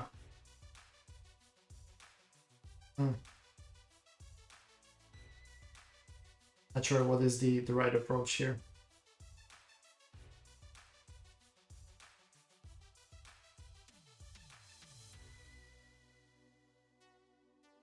I think it's readable enough. If it gets too small, might try to get into the magnifier. Or I will detach it and try to reattach it. How's that? Because I want to make sure that you can also see it. Yeah, thanks. Seems like it is frozen. Happened to me once. I'm not sure what's going on. Let me just fix that. Thank you for letting me know. Let's try to kick this one in again.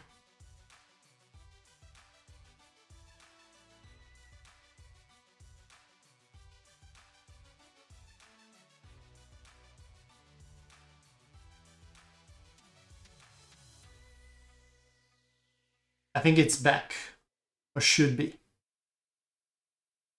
Yeah, looks good. Thanks, that onion.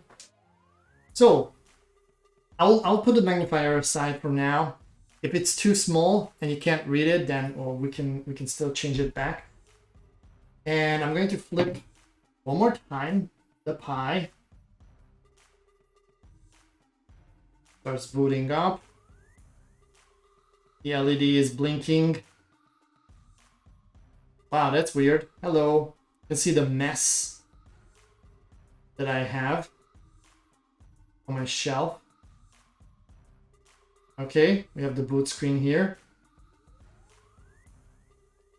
And okay, this will work.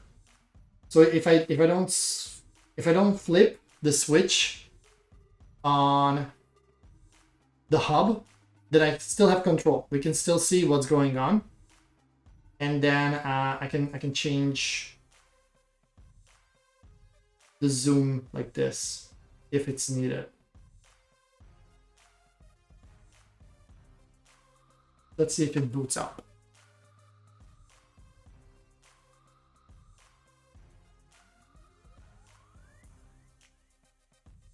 Okay, bunch of errors. What is this? Adafruit bus device, I2C device Pi.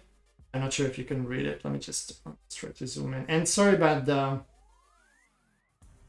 how do I zoom in? I think it's Windows key plus or something like that. Ah, there it is. So it's not a matte display, and because of that, it's not gonna be horrific on the zoom. Is it readable? Yeah, I know. So this one, Onion, I got it with the Indiegogo campaign, but you can already get it from the official store on AliExpress, I think. And it comes with a stylus, by the way.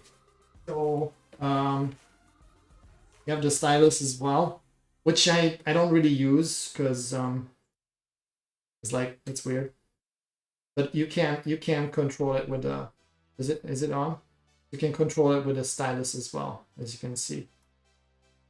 I mean, it's more like eye candy kind of stuff at this point, but what is this? But pretty neat little device. And this KVM part is totally modular. So you can unscrew this one. And originally it comes with the, I think it's a USB free one. And you have a third one, which I forgot now. Oh yeah, that's a serial port, which is also extremely useful. So I think the Pocket 3 is, it's a little bit thick, but aside from that, it's truly amazing. So I'm using a super tiny Lenovo Atom laptop. I got free from the office. Yeah, I mean, those are also pretty good devices. I'm a big fan of the Pockets. So I have the Pocket 2. I have the Pocket 2 Max and this one. I don't have the original Pocket one because that one was I think just the Indiegogo campaign. So I think you can see what's on the screen. Let's see if we can interact with this. I think this is big enough. Let me know if you cannot read it, but I think it's pretty readable. Yeah, the KVM feature is the bomb, isn't it? And I think it's only a few of us who really need it, but those few, I mean, isn't that mind-blowing? How cool is this? I had no idea that it works so, I mean, it's a little bit glitchy, but it's pretty smooth. Okay. Now I just need to figure out what is the default password for this one. And so the SSH part says you go with the user Pi. I guess it's Raspberry, like all the distros.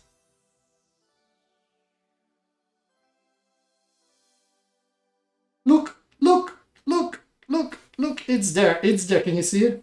Let me just zoom in.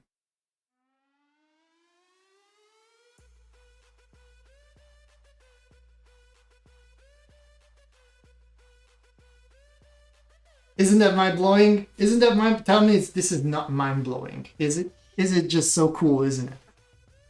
All right, so what do we have here? There's something called display handler Pi. Then there's the Kismet configuration. And then let me just I try to do the zoomy thing. Well, now it's awkward. But it's pretty good like this. So we have also the Pi Sniffer one, and we have Pi Sniffer output, I think. I'm not sure what's in Pi Sniffer, but Pi Sniffer output looks pretty good. Okay, so this is the actual Pi Sniffer here. I don't think this is the one that we need. Pi Sniffer, where's the underscore? Oops, sorry. I need to get out. Woo, what is that? Where am I? Sniffer. The shift key is a little bit too small on the right hand side. Ha! Look at that, PCAP files and CSVs and stuff.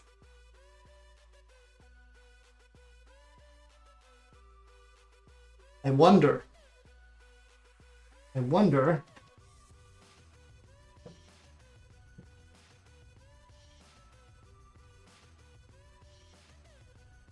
I can get off the data on a USB stick. I need to check what's on this USB stick first.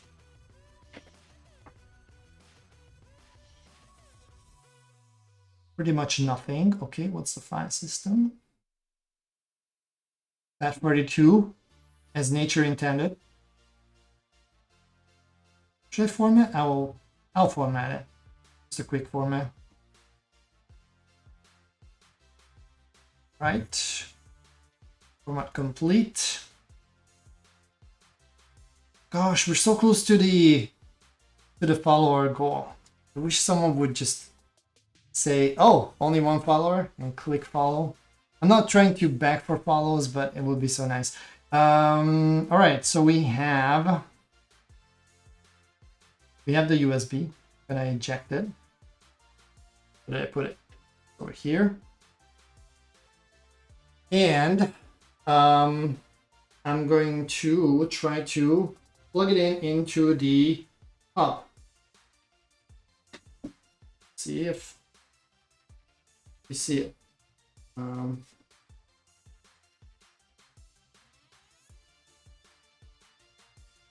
So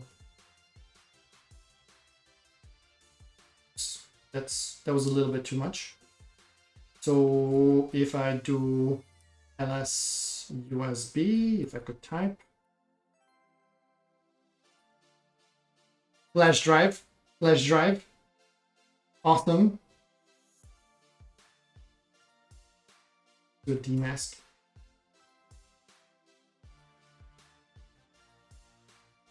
SDA. I think this will work. What is this mount? This should work. So what was it? Dev as just SDA1 over here. So let's run the volume. Mount. Okay, this is just name resolution failure. System volume information folder is there in /mount. Yes. Awesome. Okay, so what do I want to do then? I want to move. I want to move all the PK5s, but I wonder what we have. So the first one, I think we have not captured anything useful, right? So it should be just, I'm going to copy all probably the easiest. But the last one looks more promising, I would say. This KVM stuff works so well. It's a little bit warm though. And it's quite loud. It's not horrible, but the fan is on. It's definitely on.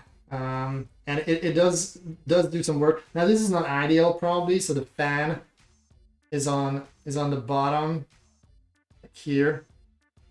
So it's not perfect. But I would say it's pretty good. Okay, cool. I'm gonna move all these off from the device. Oops. And I'm gonna drop it into the flash drive. Sudo. Bang bang. Do it. Okay, so folder is empty. And everything is on the drive normally. Cool beans. Shut it down.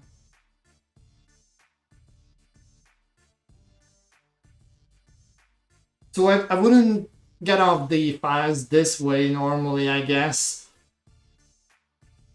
But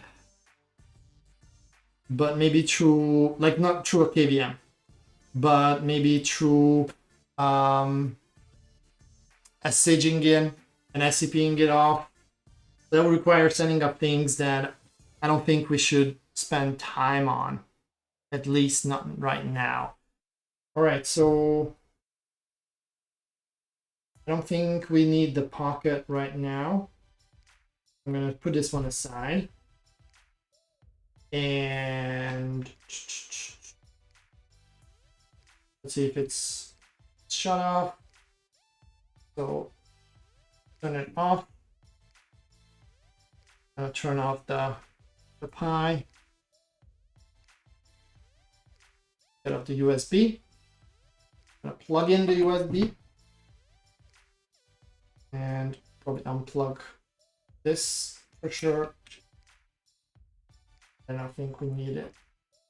I have a couple of boxes under the desk, so I'm just gonna drop the little GDB pocket there and scoot over here where I already see that we have the files. Ladies and gentlemen, we have the files. So I have PCAP files here and not here, but right over here, like here. So we have the PCAP files here, and we do have access points, clients, probes, wiggle, which is without the GPS coordinates is probably useless, but still.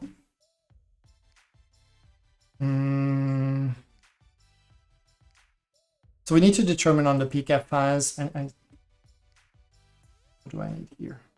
I'm gonna grab my Kali and drop the PCAPs over. Just need to boot it up. Need to use the Kali VM we used on Wednesday, and just boot this one up. In the meantime, we can take a look at the files. So let me just see the wiggle one maybe. Just gonna check if it was already on the stream. Doesn't matter.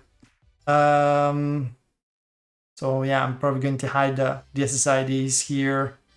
Well, you didn't see the entirety of the SSIDs anyways. But if someone wants to determine the location of our office based on that, then yeah, there's an easier way to do it. So I'm not really concerned about my privacy or anything like that. It's more my neighbors. But I mean, if you figure it out, then you already have the neighbors as well.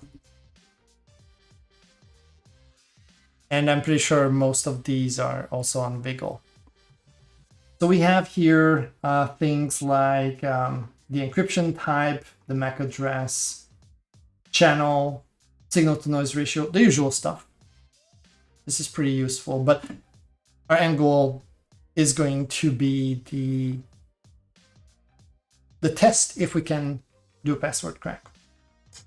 So I'm going to move the files to the Kali Linux, and we have the folders here from Wednesday. So I preserved it. I have a snapshot, and we're going to go back to it.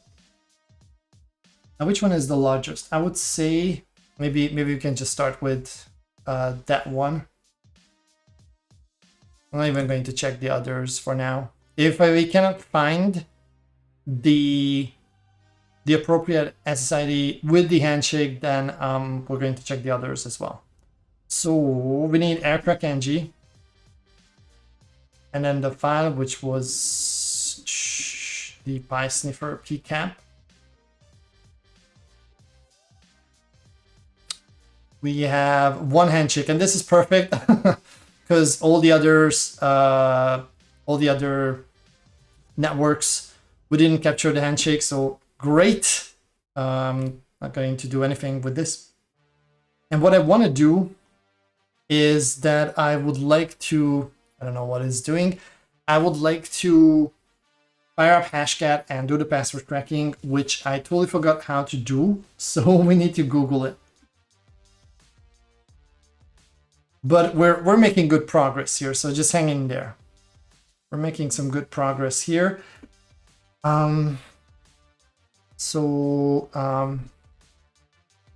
Just going to reorder things here. Looking at the chat. So let me know if you have any questions so far. If not, then I'm just going to go and crack WPA password or something like that.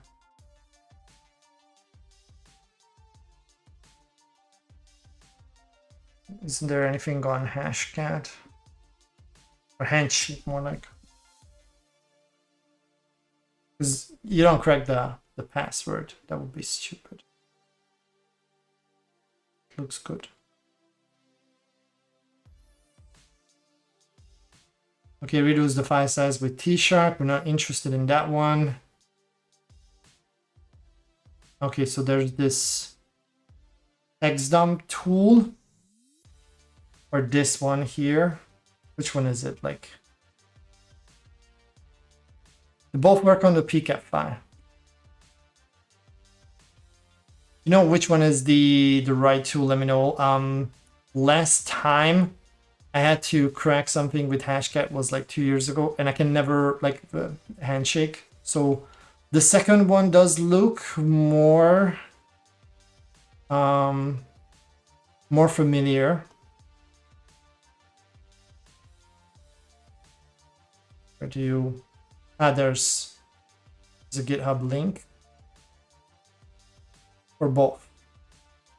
And then okay, Hashcat version 6 or higher.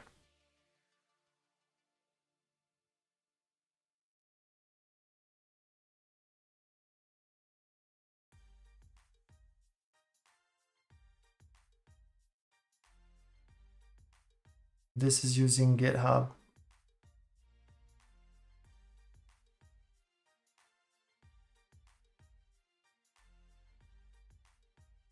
Okay, I'm gonna go with this one because there's a Kali package. This seems like the easy way. Let's do sudo. Scratch that. Let's make sure that we have the latest, greatest stuff.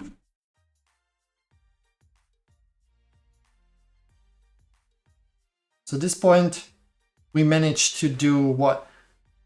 The screen works, PySugar works, the USB hub kind of works. And the issue with the USB hub part is like, then it gets really thick. Like, how do you like, do you like put it like this? And then you also have the screen on top. So it gets like, it's still like, I would argue that this is still like small enough to fit in even in your pocket, especially if you can do something with it, or you just like leave it like this out. I'm not sure, but it's a little bit getting like larger than I originally intended. But you don't need to use the GPS and the other stick, which I think it's kind of flaky and makes it like freeze when you try to do the capture. So that might require further checking. But with just the screen, the Pi, and the battery, I think it's kind of decent. What do you think? I mean, the proof of the pudding is really in the eating. So if we cannot crack the passphrase, then it's not necessarily useful for us. But at this point, it's really not about it's not about the tool itself.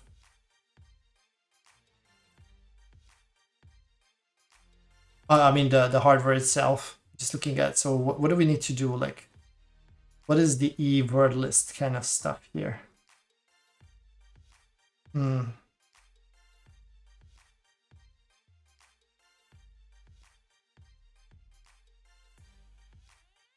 I don't know. Let's just check it.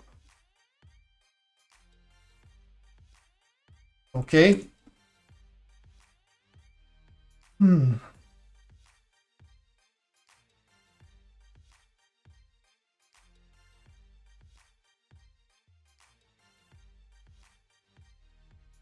Output word list.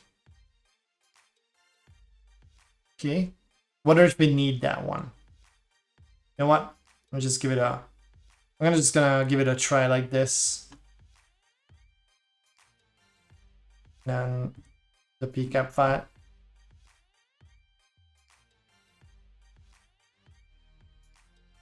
Okay.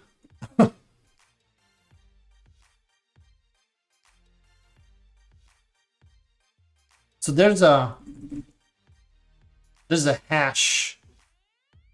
hashcat here. There's also word list.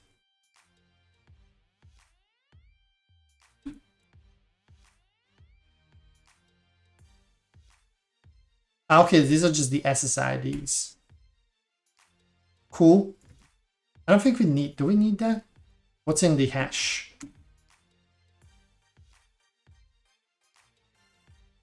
So I think there's like 2 handshakes here.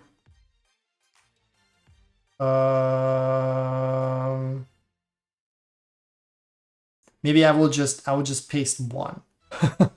But normally it should be for the same, right? Like, now I'm just afraid. I don't want to crack someone else's. There's only 1 handshake here. I don't know. No. Yeah, that worked. So it's kind of weird, but I think it's just the same hash twice. So I'm gonna grab the first one and save it. And then, or maybe I will just grab the file itself and then delete it. And then I need hashcat, which I do have on the system. So we're not going to use hashcat on the VM because that would take forever. Or we'll see. I actually would like to see how fast I can do it with this hashcat here. I'm just going to bring up a terminal here. So there's hashcat, and I'm going to grab this file, drop it over here. And I think, let me just edit this. And I think I'm also going to, well, first let's try some brute force kind of thing. Which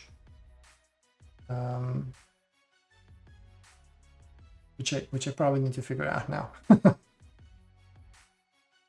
So if I just want to have like numbers only,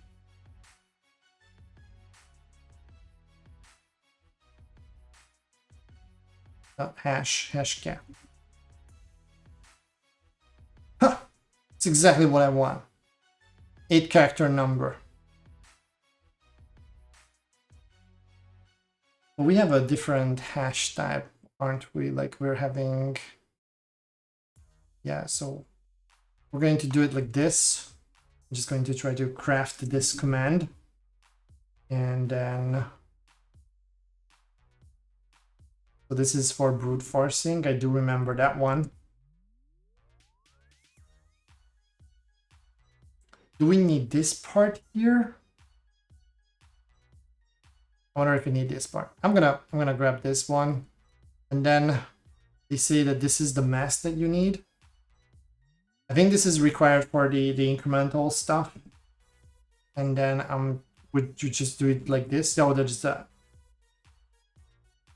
hash too. So I'm kind of trying to merge together this one here with the output that we had, and this is in this format. And then do the incremental and I just want numbers. Is this 8? Yeah, looks like 8. I think this is fine. My Kali. No, I don't want to have the Kali box actually. I want to have the hashcat one. So this, oops, closed in my notepad. So this should be good, like this. Hashcat -a free. There's an extra space here that makes my eyes tick. Then we do incremental, minimum, maximum 8. Looks good. Then the hash file and then the mask. I'm gonna give it a go.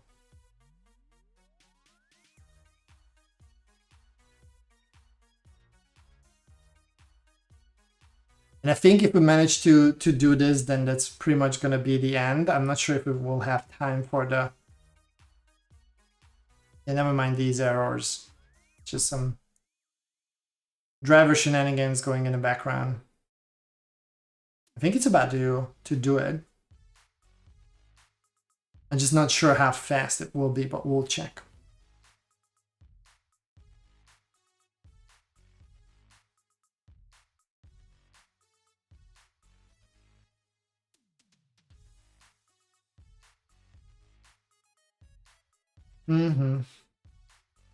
Okay. Finish self-test. Let's check a quick status on this. So, yeah. What's happening? So recovered 0. Okay. Progress. So by the way, this is the password that we want to have. Why is it not? Save this file then. Not able to pull this one out. On my notes. So the password for this network is this one over here. It's just the query that I crafted. And currently this is at 0.22%. 1%. I mean it's reasonably fast to crack something like this, but let's try something faster. I'm gonna open up another command prompt and I'm going to do a dictionary based one and place a dictionary there that has only a few entries because this might take forever, but it's progressing pretty well, so we'll see. But let's do something else. I need to grab a dictionary first. Let me just grab that one real quick. Word lists. Let's do a fairly small one. Like I have top 500 English passwords. This ought to be good. And then I'm going to grab this password and put it into this one here, somewhere in the middle. And that should be it.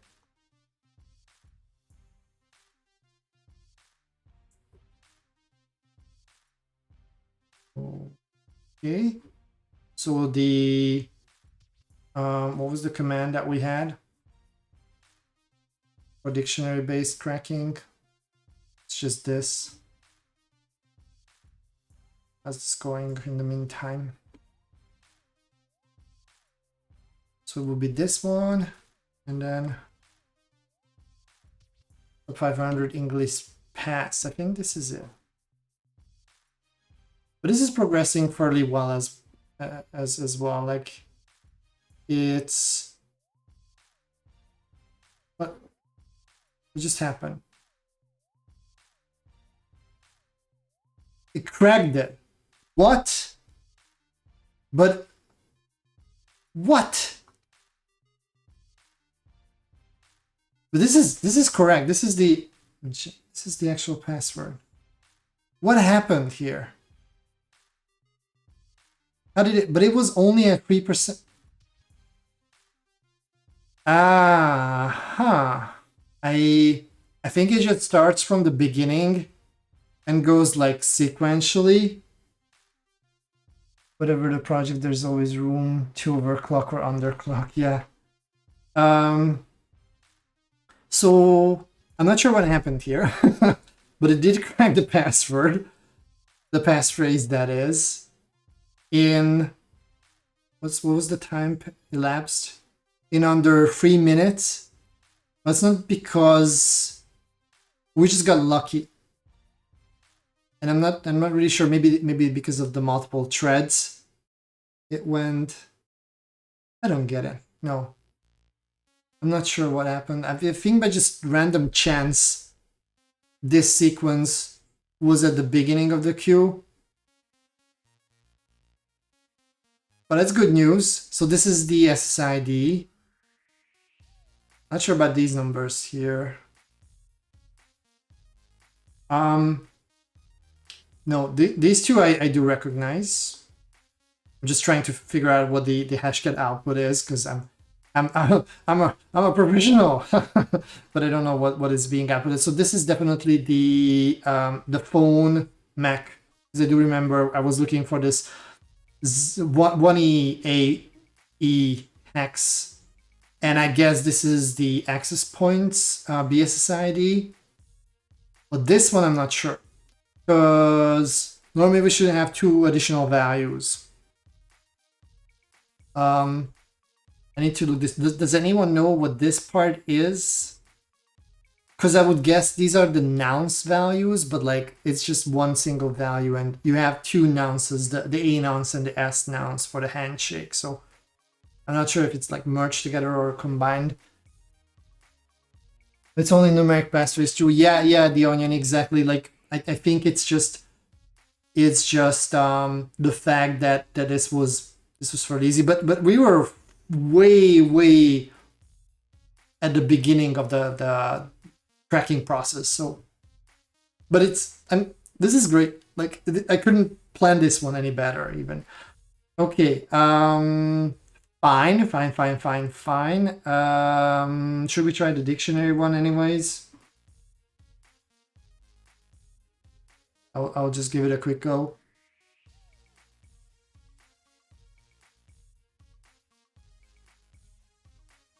Oh, okay. It's in the pot file. Let me just delete the pot file real quick.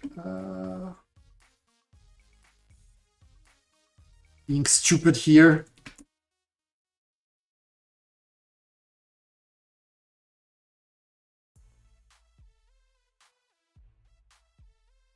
But this is pretty cool. So the whole thing works, kinda. I mean, I think I just want to circle back a little bit. I'm not sure. I have a window next to me. I'm not sure if I just hold it there. Usually it's not gonna be able to pick up the satellites. But it worth a shot just to see if it's able to get into sync. So we can like or maybe I will just put it next to the window.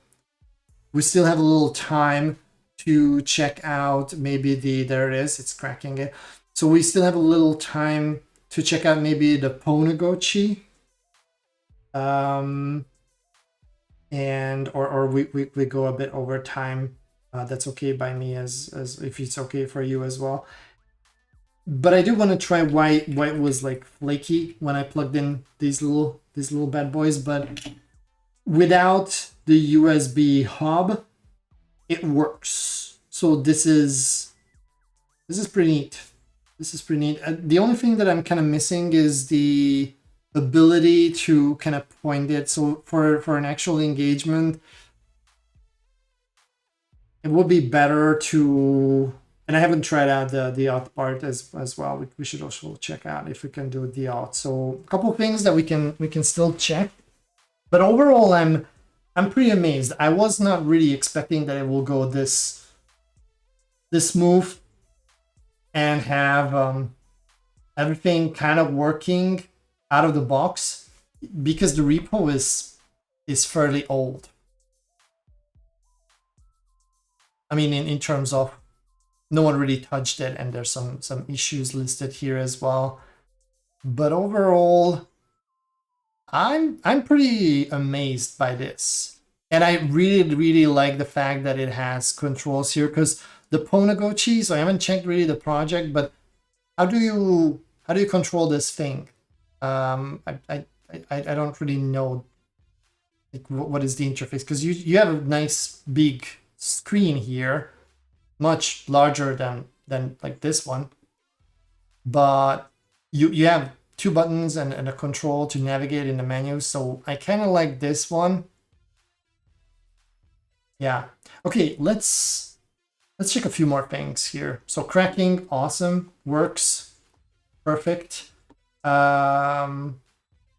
What else? So I'm going to put back the screen, and I just want to see the alternative way would be, by the way, to get off the files is to get at the SD card and then mount it. Probably that's the least painful of all options. But I wanted to try out the KVM, and that one worked as well. So it's so cool. All right, let me switch the camera, and we can still check out a few things. So I'm gonna put back the display. I'm not gonna use the KVM anymore, because yeah, it was just for kicks. Try to squeeze this little sandwich together. There it goes. So size-wise, I'm not sure, because it gets pretty big with all this. And I would probably do the same thing as they did with the battery and just glue maybe a magnet on both sides. So I would glue maybe a magnet here, magnet on this one, so it snaps in, or print a case and then maybe hot glue this to the case. That could work as well. I don't know what your idea is on how to make this a bit more like tactical, but this is also pretty sweet. And I think the case for the eye sugar should be good for this whole little stack here. So I kind of like the whole idea. I just want to give one more go to these, the GPS receiver. So, yeah, plug this one in, this one too, and maybe I will fire it up with these plugged in. There's some plastic residue. So I'm not sure what would be the purpose of this second one though. Better coverage on the monitoring part, because it flips into monitoring mode when you start monitoring. So I don't really get it. My idea would be probably to disable that one and have a proper Wi-Fi interface that you can use to interact with the device. So Anya says you would make it fit flatter by putting a battery and USB next to the main board, like behind the GPIO, if that makes sense. Things fit pockets when they're flat. Yeah, exactly. So you mean like you would probably like deattach it and then put the whole thing like this, or I don't know. Yeah. And by the way, don't forget, like you can get another a different USB hub and use something that makes it more flat. However, these kind of have to stick out. So I'm not sure what's the best design, but yeah, this still kind of fits in your pocket if you have a big pocket. But yeah, probably what you're saying is just make it a little bit more flat. Wow. Sure, you can probably squeeze the cable, or yeah, like this. And yeah, probably with like I said, with a different USB hub. And if you don't need the GPS coordinates, I mean, you can just leave the whole thing out, and then I think what you're saying would be the perfect solution. So I do agree, like probably this, like this in a case, is the very tactical format that I would go with. So when we have the Prusa Mini assembled finally, we'll try to print two cases. I'm going to print the original Pi Sugar one that seems to be a bit more thicker, and then we can try to design and print one where you have the battery sitting like this, and then it's like a longer stick. I like that idea. Yeah, I think we should go that route. And then yeah, the battery would go on this side where you have or I get what you're saying. So something like, yeah, you mean to put it next to the GPIO like this, like facing like this. The problem is that the two cables that it comes with is kind of short, so you would have to desolder it. And I think if you just flip it, which is a pretty easy mod to make. So yeah, I get it. And then it's like this big. Yeah, that's even better. It's not like a long stick, but yeah. Yeah. That sounds reasonable. All right. Anyways, I just want to make one last test. And in the meantime, while this is booting up or first defines itself, I think we should at least take a look into the Pwnagotchi and see if we can make it work. Where do I have the... there it is. But I also have the parts for this rationed out. And some of the parts we're definitely not going to use, because I went through the steps for the... Let me switch the view here. And I went through the project a little bit. I have it. And the thing is, for the installation part, so they recommend having the actual body, which is just Raspberry Pi, SD card, easy peasy, battery, again, UPS Lite or Pi Sugar. And I was very happy to see that this one also has a pretty good support for Pi Sugar. I think you can also install a plugin that will allow you to have the battery display just like with the UPS Lite. But originally I wanted to have the UPS Lite, and who knows? I mean, I might still get it eventually. I really hope. But the post office here in my country is just not super reliable. And they also recommend you to get a hardware clock, which I do have. So I did buy a couple of these on Amazon. Probably would have been cheaper to get it on AliExpress, but it's what it is. I think if I find it on Amazon, and I had a package already put together in my cart, so I just dropped this one too and ordered it. I have the same exact one here. The problem is the socket here for the pins. If you want to make it small and squeeze it into a nice sandwich, you need to desolder it and then solder it on. We're not gonna do that today. Maybe if you want to revisit this later, then it's also a good opportunity for me to get out the Hako iron that I got, and I haven't tried it yet. So this would be a good opportunity to desolder this. And normally that's it. So this should be fairly easy. Let's and in the meantime, I have the device booted up. So let me try to see where I can have the SD card, the image rather, and I'm going to flash the image. It says I'm going to close these ones in because we want to have time to do the. This is the image, right? To do the virus intrusion detection stuff that I wanted to check out.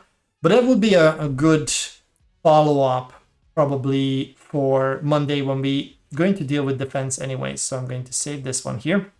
And while this is downloading, let's go back one more time to the Pi Sniffer, because I do want to check now what's the situation. And yeah, this is, by the way, the real-time clock. So comes in this packaging, and I wanted to have the same version that they mentioned on the site. So you can see it here. If I get the focus right, come on, focus. So yeah, this requires you to desolder and then solder the pins to the appropriate GPIO pins. I might do that later. It's not that critical for me at this point. So let's see, menu does work. Yeah. I think the lock status is flaky, because if I go that direction, it doesn't work that well. So if I avoid the lock part, or maybe disable it completely, might be good. Let's try to do one more capture. So I'm going to get my phone. I'm going to just try this one more time. Or actually, the capture part probably works. Oh, let's try that. I'm going to try the capture. Come on. Okay, so it's up. And I connected to the Wi-Fi. That was I should have, yeah, okay. So we do have the handshake, I think, because I connected to the Wi-Fi network of our target Wi-Fi. And even with 2 adapters, it seems to work. I'm shutting it down. And I'm going to place this. Where is it? Which one is it? I just want to see the GPS page. Probably that's what it makes it flaky, and now it's so So yeah, with the GPS in, I think it gets a little bit flaky. What happens if I turn it off? Okay, and back in. And basically what I want to do is just to see if it gets in sync. But I'm not sure if I can demonstrate that one or make it sync, even if I put it next to the window.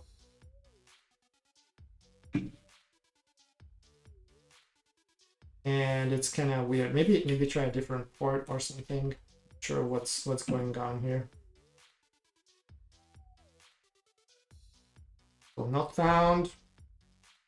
Available. Fantastic.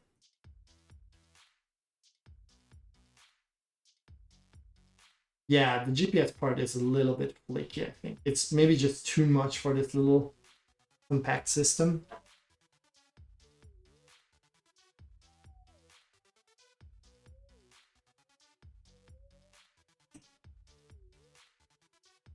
I'm going to leave it like this, put it in the window, and we'll see.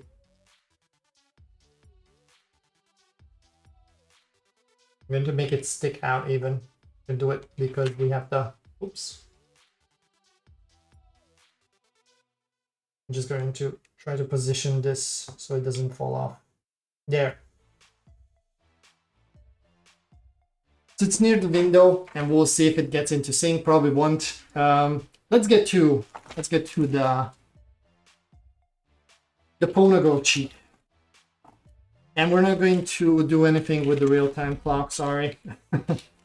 But I don't feel like desoldering, and we're already approaching towards the end of the stream anyways. But I think it was pretty cool that we got everything working for the, just throw this one away, for the Pi Sniffer. Well, almost. The GPS is kind of flaky, but that's the least of the things I can ask for such a small little project and small little system. Right, so first order of business, get the system on the SD card. So let's do that one. If I could get out this from the adapter. So this is also a 32-bit one. I like to use the 32-bit ones because they're the largest one that you can handle on 32 bits. And that 32 seems to be working pretty okay with that. I don't really need large files, so that's a good candidate. And oh, ouch! What was the edge? I think of the e-paper hat. So this is from, I don't know if we have. So this is from WaveShare. I'm not sure if they have the logo there, but this is a WaveShare product.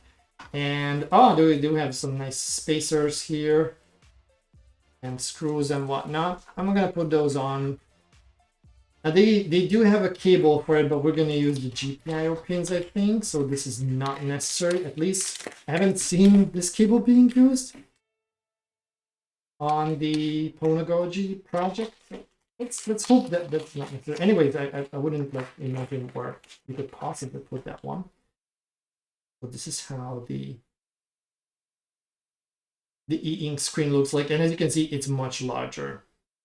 So I'm going to try to save some time. I'm going to snap this one in while we're imaging. So let's image first.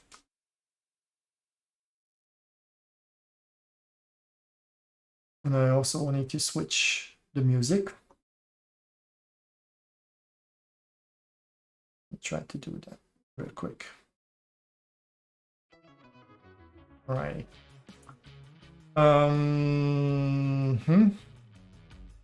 So I do have this right here. I just have to decompress it. There's the image file and the hash. We're not gonna check the hash. YOLO. I'm kind of trusting that it will work, at least as a test project. And I think I need one more pi sugar. So that's what's behind all these different like crates in the IKEA furniture. Oops, I fired up Registry Explorer by accident. Which is a great tool, but I need the ballerina etcher. They both have a green cube as the icon. So we're going to start the flashing process. Pwnagotchi, flash. And I'm driving a bit fast here now. I'm hoping that this will be still something that we can like check out, something meaningful, but I also don't want to go too much over time with the stream. So in the meantime, while this is doing its thing, I'm going to switch back, and I'm just thinking what we should do. Initially, I would probably try this one out, and without the battery. But we can add the battery afterwards if we still have time. So I'm going to put this one on, and this one is kind of tricky because I cannot push it here unless I want to have a broken e-ink screen. So I need to push it on the side, and there's not much space here. So let me just place this one. I don't want to ruin entirely this mat. So I'm very carefully have to squeeze this one, and I really hope it doesn't work the same way as and it's not gonna go all the way in, but I really hope it doesn't work the same way as the Pi Sniffer was, where I couldn't access the console. I'm not sure how you access this thing, but right, one side is there. Come on. I just want to be very, very careful with this one. Oh, yeah. But it makes it tricky. Let me just check the pins. They look pretty straight. Let's try this. It's not easy. Unless you don't care, like kind of ruining the e-ink screen. And I do have spare one for this one as well, so, but I prefer not to break this if possible. Ah, I think we got it. Looks good. I'm gonna leave the foil on again. I apologize. Normally I would peel it off immediately, but I'm not sure what else we have to do with this. And yeah, probably here having the little spacers there, where is it, would probably make sense. So it's probably a good idea to use these, but we're gonna yellow this, and I wonder if we should add already the pie sugar. The problem is that this, I think it does require some plugins, and or definitely requires the plugin, because you also need to use a plugin for the UPS light to have the battery indicator there. Well, let's try to fire it up without it, figure out how we can connect to this thing. And if all goes well and we still want to keep on moving, then I can add the battery. And if we get the battery percentage there, I'm not even going to try to like do the password cracking or anything like that. We can check back on Monday maybe before we do. And anyways, these devices will be cool to use as the attacker, and we will see what we can detect with the intrusion detection systems. I would like to try out Enzyme. And we're almost at the end of the verification anyways. So I would like to try out Enzyme, which is from the Greylock people, and then Kismet. And I think I can even install all in one. I would use a Raspberry Pi again as a sensor because it's fairly inexpensive. And I have some neat Kismet Pi cases. So I prefer to use maybe one or two and see what we can detect. All right, etching is, or etcher is done, and it burned the ISO on the, let me just check, on the USB, or should be the case.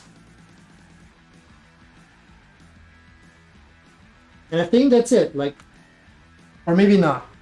I'm not sure.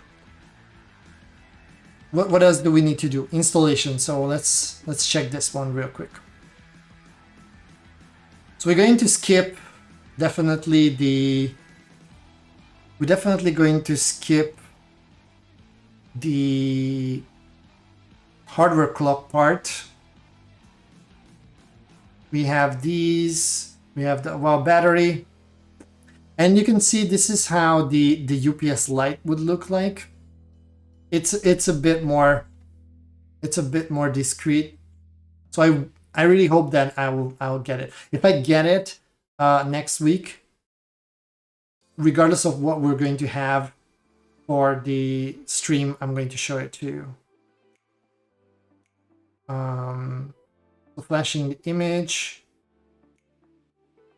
installing it on any. No, this is not the configuration. Oops, that's the initial configuration.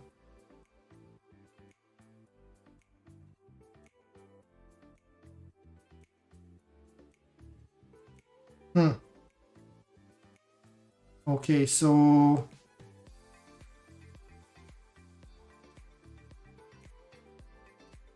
it's not mentioned here on the flashing part, but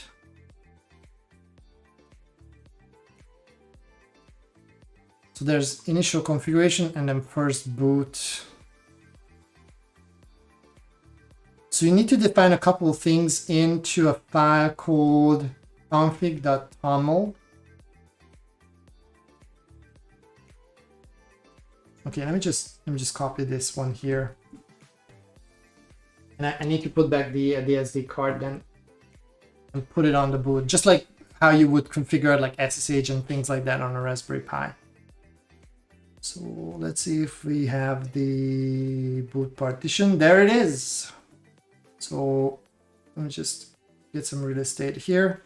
We have the boot partition here. We need to create a file here. Called config.toml.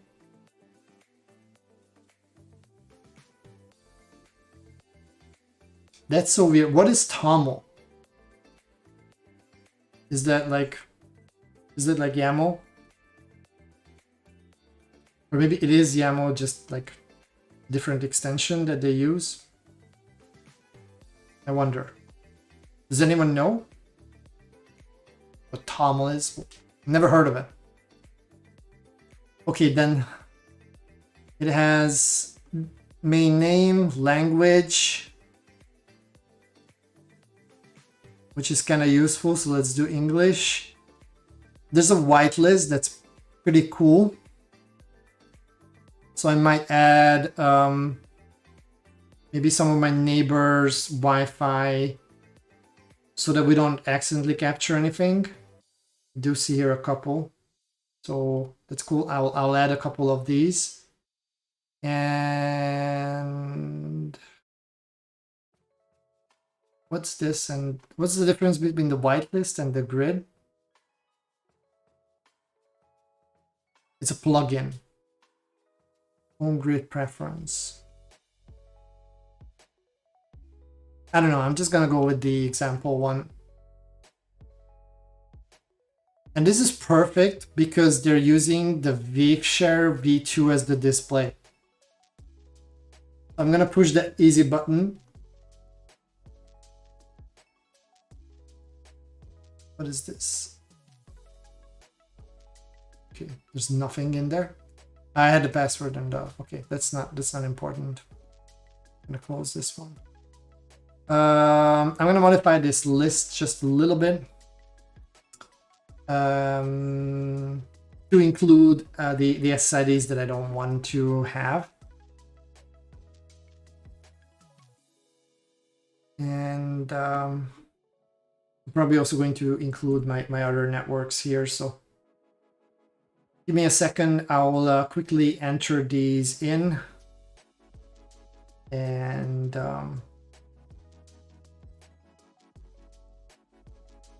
And then we can continue with the actual hacking part, because that's the interesting part here. Control D, just duplicating real quick a couple of things here for my networks. Okay, so my networks are pretty much covered. Let's see, that one I don't care. I know what that is, but there's one that belongs to, I think, a neighbor, so that one is also mine, but there's no, normally there shouldn't be any traffic on it because my LTE failover is that one. I have a lot of Wi-Fi networks here.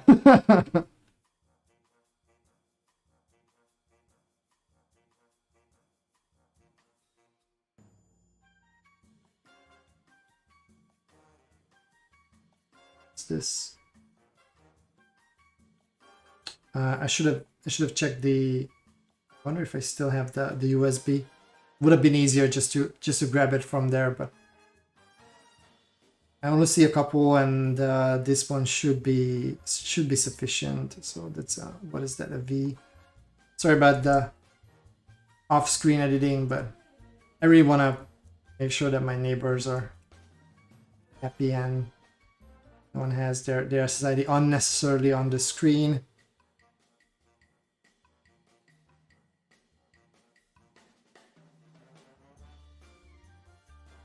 All right.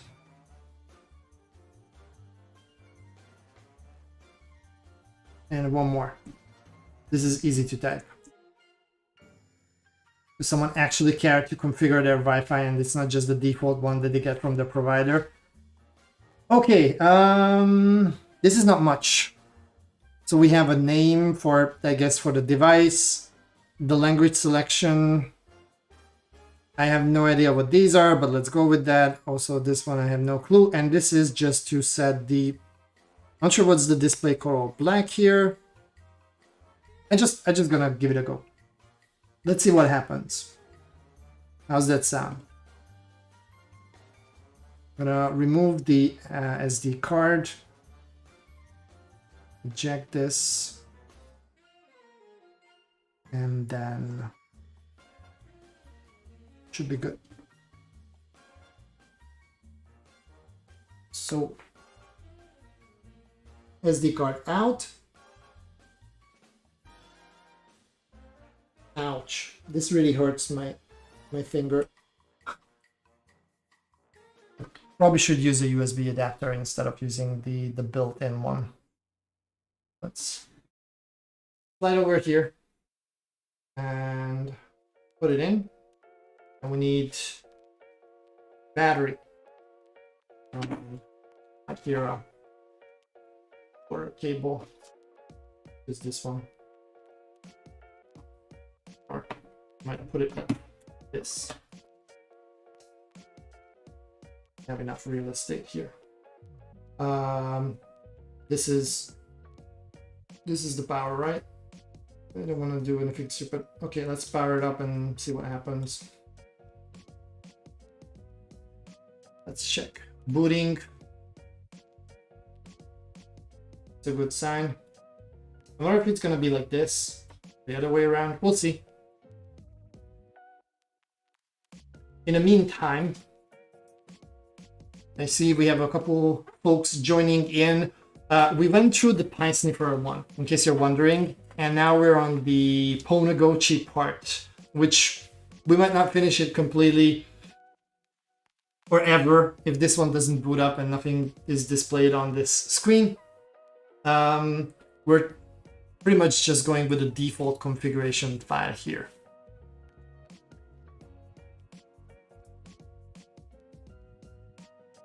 And in the meantime, I'm going to have my phone, and we do have here, we're later going to use probably the battery here. This one I don't need, I don't know why I left it out here. And we do have a target access points blinking here, nice and quiet. And we use that one to do the password cracking. All that is on the, or will be on the recording, in case you're wondering. And you will be able to see it if you missed that part. Now this one, I'm not sure.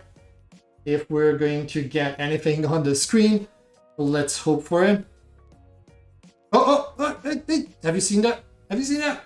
It was blinking, which I don't know if it means good or not. Look at that. Look at this cute little thing. Generating keys, do not turn off. Okay, I'm not touching you. It works. Oh, this is so amazing. I did not, in my wildest dreams, would have expected that things will go relatively smooth. And by the way, yeah, so let me check on the, yeah, well, regarding the GPS on the Sniffer, yeah, it's not in sync, but I'm not surprised. Like I tried with, I have an Atus SDR that has a GPS module. If I just put it at the window, doesn't do much. I need to have the antenna and really stick it out if I want to use it indoor and check the GPS signal. So getting a sync indoors on the GPS is not easy, and we're on a higher floor, so there's no there's nothing really in the way of the line of sight. But yeah, it's still not picking it up. So it still says generating keys. I'm just gonna look up what that. I guess it's for SSH, right?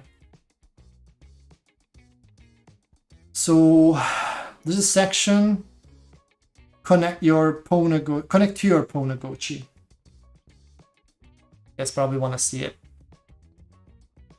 So connect to your Pwnagotchi. Says please note cannot connect to point no matter what you try. Ensure that the micro. Okay, yeah, these are fine. So these are like not cutting edge. It's from Anchor. I have like a dozen of these because yeah, it's cables. You always need more.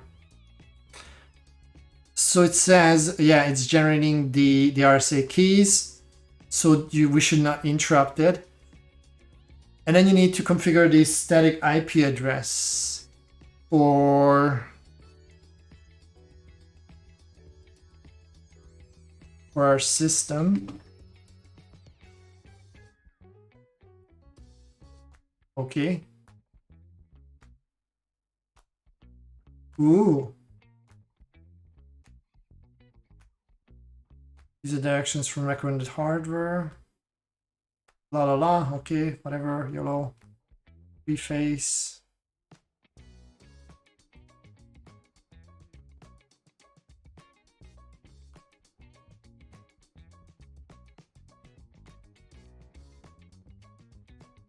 Okay, what?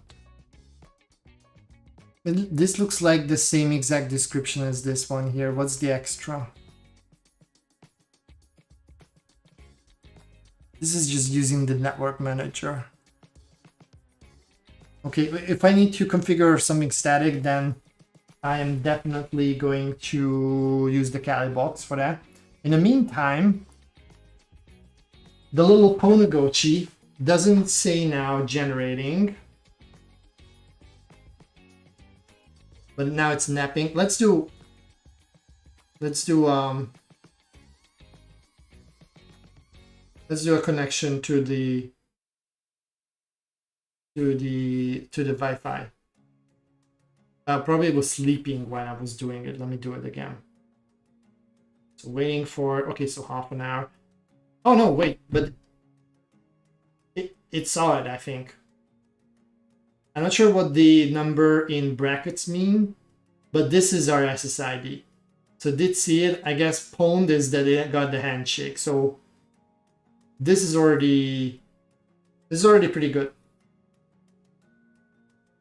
Alrighty. I'm going to then take this chance to, well, there's no graceful shutdown in this case, so I really hope I'm not going to damage the system itself. Like this, if I just unplug it like this. So no SSH, I'm not sure, like I'm still trying to figure out what it wants me to do, but we'll see it. So let's check back. so funny that this level of hacking tools are so accessible that someone just turned it into a game basically, right? And it's not just that, but we're doing it without any soldering. Now the screen looks a little bit upset that I unplugged it. Okay, we'll see. But yeah, the problem with this one is also like it's not. It's good that they have a whitelist, but I really would like to have like maybe I'm just stupid and I need to go through the whole documentation to see. But I would like to have the device configured for a given SSID or preferably even BSSID, so I can target this. But yeah, it's pretty scary because this one also seems to work just like the Pi Sniffer, which still haven't found any satellites properly. So probably going to turn this one off now. I'm gonna turn it off. But I'm gonna just quickly show that to everyone so they can check out the full beauty of what we put together. Unfortunately, it doesn't get into sync, but it does recognize the GPS satellite, GPS USB stick rather, and we have a nice battery attached to it. It all operates from the battery, has a secondary interface as well. And yeah, the GPS kind of makes it a little bit flaky, but otherwise you can nicely navigate the whole thing. And you can also gracefully shut it down, which I'm going to do now. It takes a few seconds and we'll nice and easy gracefully shut this one down, which is much better for your SD card. So do it like that. I'm gonna put this one aside.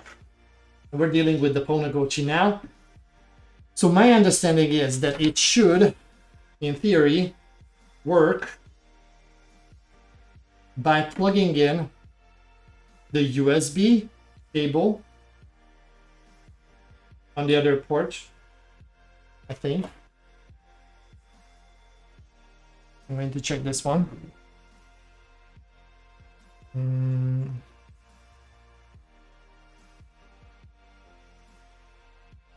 Because this one says data port, plug in here to connect. And if I understand correctly,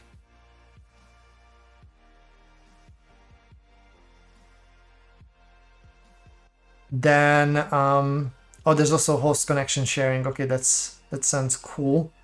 So I think this will be configured as a USB Ethernet port, and I will be able to connect it with my Raspberry, with my Kali VM. All goes well. I'm not sure if it gets the power from that though, but we'll see. I'm gonna plug it in, and if it does nothing, so this is a different.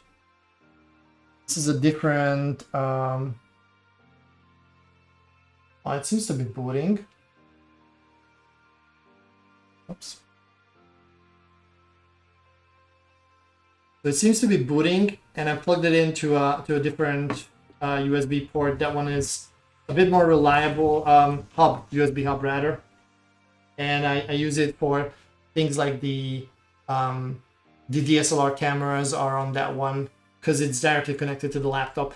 I have a laptop here, and it's a Lenovo on a the Docker. Seems to be doing something. And I had issues with timing issues with the Docker itself. What is this? It's saying kick 0 stations, made 4 new friends, got 1 handshake. And it doesn't seem to do anything. It also says Manu, I think. Before it said auto, and now there's nothing going on. What's happening? And I haven't seen though the USB, so how can I connect it to my VM? where do I have this one for the VM, removable devices.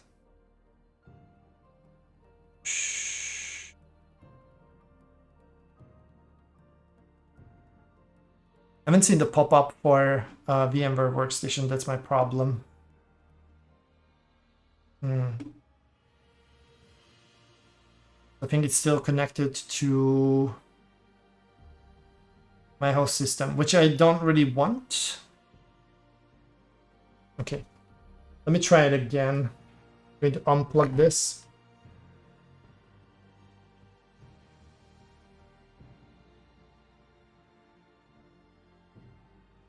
Otherwise, I will have to try to find the USB device. Ah, there it is. Now it's popping up. Okay, let me just switch so you will see what's happening. So I plugged it in and now I can connect it to my host, which is nice because I do want to have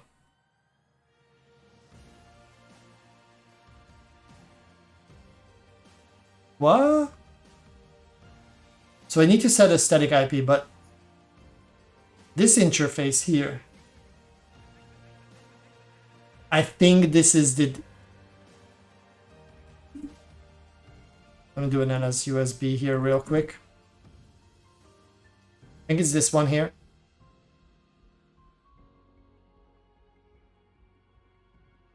This always gets me. Ah. I'm getting there. I'm getting there. So new interface driver CDC Ether. Okay. I think that's the Raspberry Pi.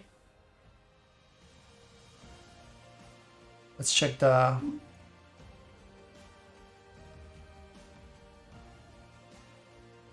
Okay, there's the menu mode thingy here.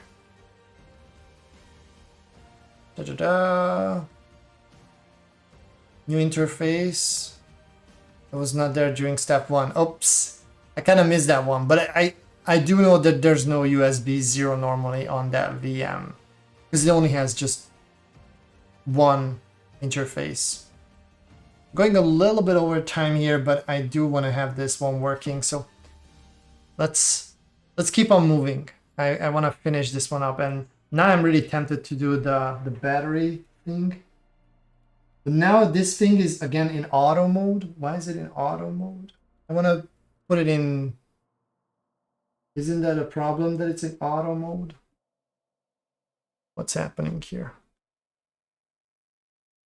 Is it still here?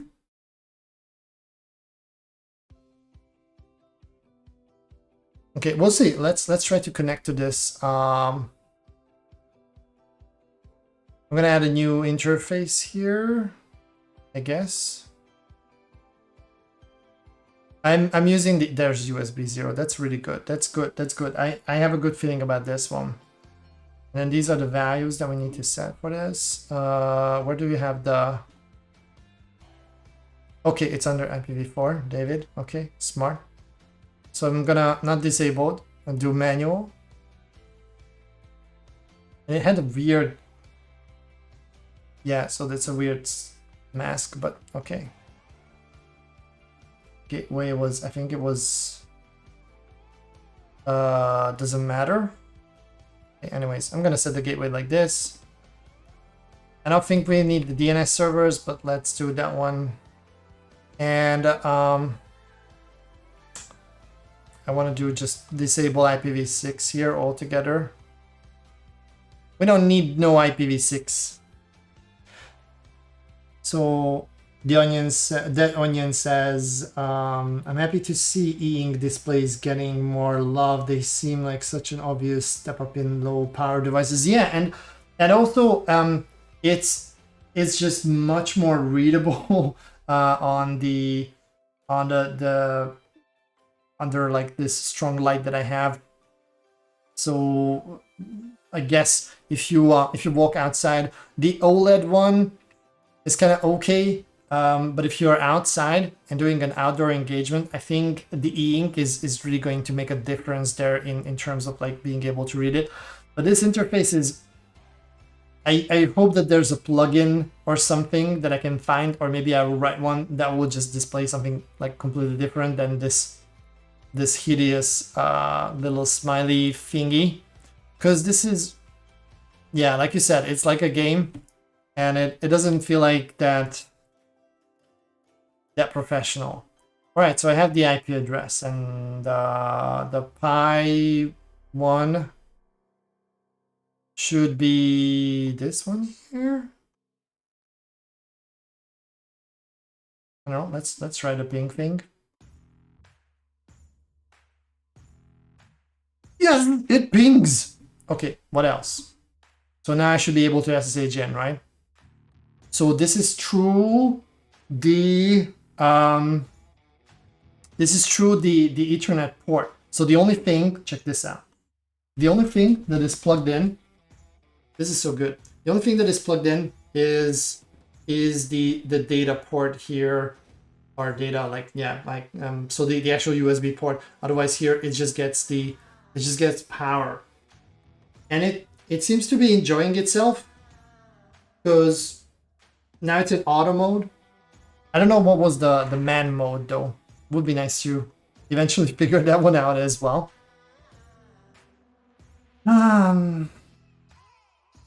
Okay, so SSH in, default password Raspberry. It's good to know.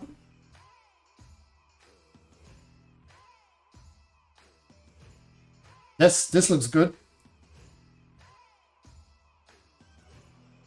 Is it with 2 R's or just one? I probably... No, it's good. How cool is this? There's nothing in the there's nothing in the home directory. That's fascinating. Okay.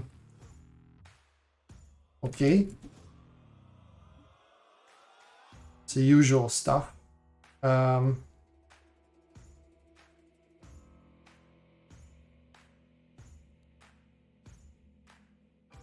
okay. What is this? Oh, that's for the... Ah, we even have this one. This is cool. I'm gonna delete the other two. The Huawei is mine. This one, unfortunately, it's not, but we're getting rid of it. And then we have this one here, which is mine. Let me just move this one to... No, that's good. What's the Travis one? Come on.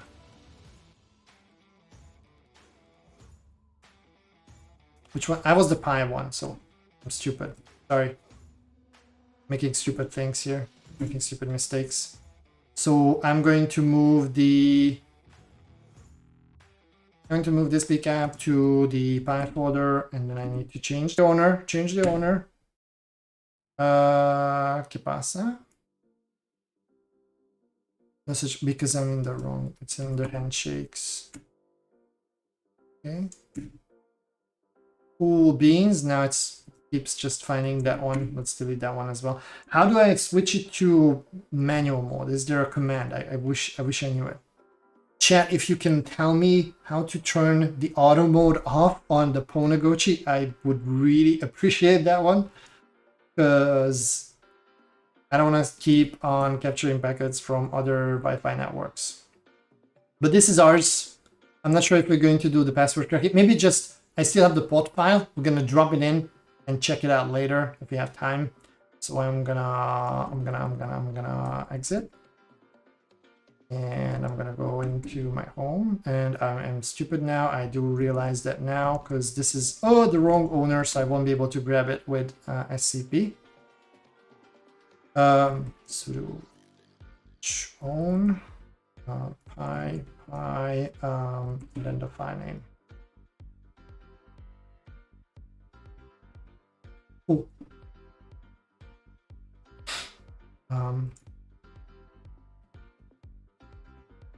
What was it? 10.0.0.2, right? And I'm gonna grab the home pi. Well, whatever. I'm gonna do it recursively because I can remember the file name. put it here. Raspberry. Yeah. Okay, so here's how you transfer files from this device. Check. And then, what was I about to do? Okay, so, and at this point, what else can I do?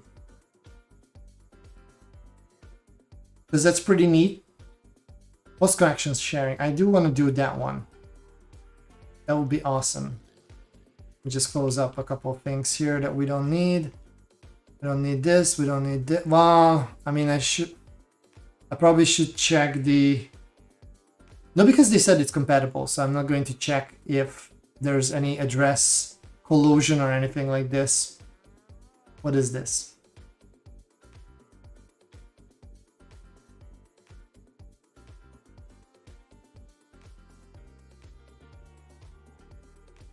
Okay, I guess I need to run this on my host, right?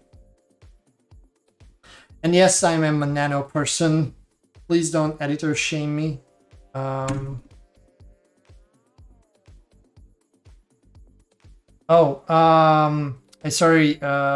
Onion. I think I have the link posting disabled for the chat. Oh, I need to dig in how to change that one. Give me a second. How do I do that? Ah! In the meantime, if you can just paste it in the chat, that's also fine. But I will try to... Why is that one disabled? Ah, horrible. Settings? I don't know. Moderation, I think that's where it is. Oh, I'm very sorry about that one. Let me see. Links. Block hyperlinks. Oh, try it now. Try it now. It should be good.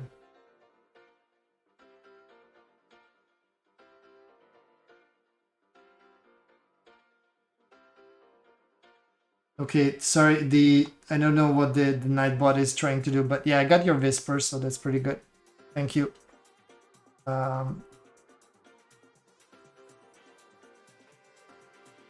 So, and how can we, is there a way to like put it into, you can force it to always go to auto mode. No, that's not what I want. How can I enter into menu mode?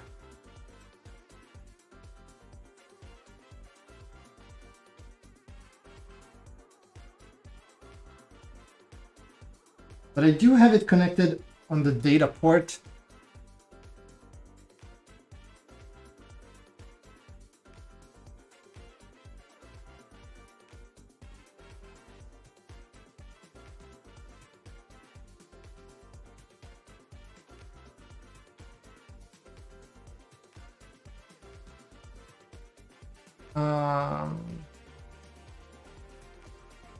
Yeah. What is personal? This is so weird. This whole thing is so weird. This is the default mode. Unit will start only connected to the USB power port instance. Well, I do have a cable connected there, but I don't think that matters.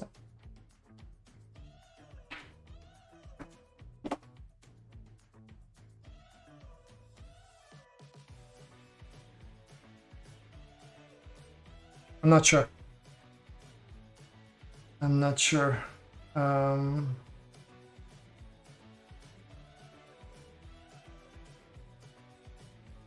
Yeah, I don't know what's with the link posting again. Like, sorry. I will definitely fix it.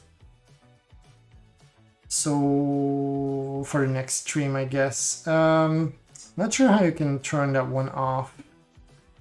And there should be a management interface as well that we can access through the browser or what?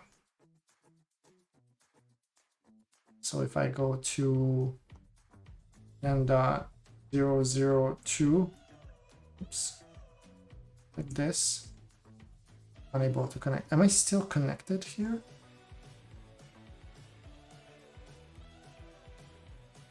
Oh, this is on the Pwnagotchi anyways. I don't want to... I don't want to do it here, but we're still there. This is still good. Is there like a personality? No. And it's so weird because normally it says it shouldn't be in auto mode. So I don't know how it ended up in auto mode with the data port connected to the computer. I'm going to try to unplug it and plug it back in just one more time. Because it has some sort of web interface.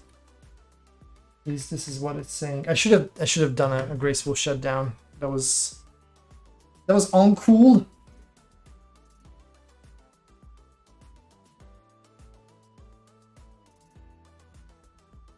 Booting. Finding the device. Okay, we'll see. In the meantime, there's this script that I couldn't really figure out. So I'm just going to create the file here, I guess.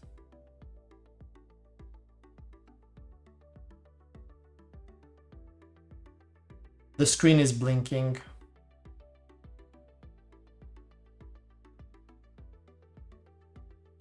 Save it.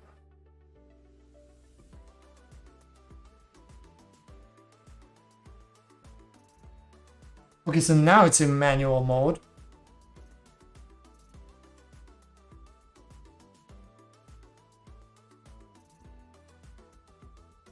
It's a .2, isn't it? Okay, there's better cap. That's cool. And I can still SSH in, hopefully.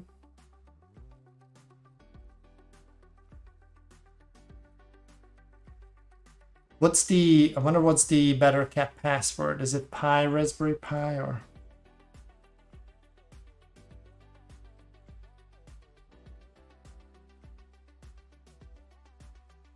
No.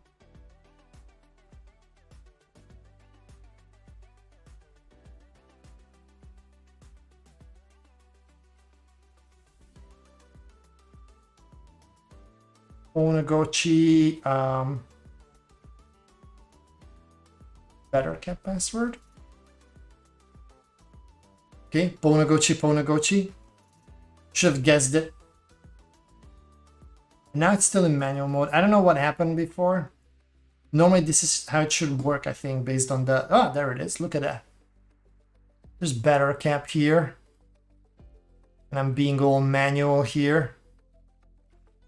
Let's see if I can start the Wi-Fi module. There's stuff happening here. That's really cool. That is neat though. Like I do like a good web interface. Okay. But we still don't have normally this should be able to get like internet access with connection sharing.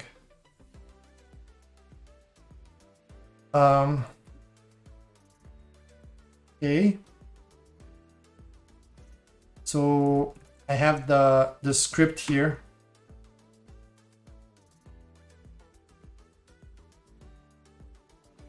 What is this?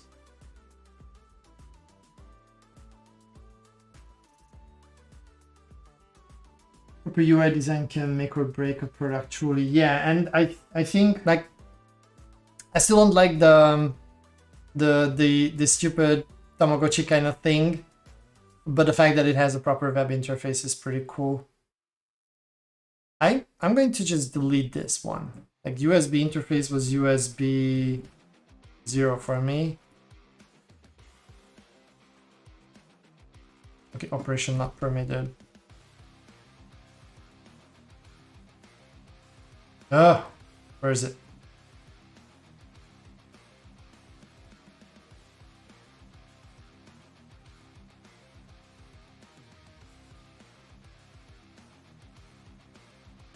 Okay, not sure if that did anything, but let's try to ping. No. Okay, now I'm actually going to try to understand maybe what this thing is trying to do here.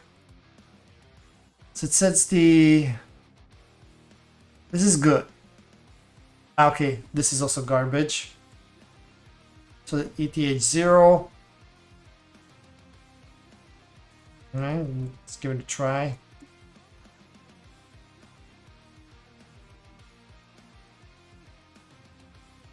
I'm not sure if this will work well with sudo or... I tell you what. I don't think this doesn't do anything. I think the problem is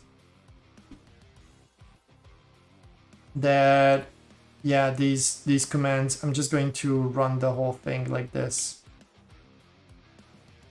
This one says file exists.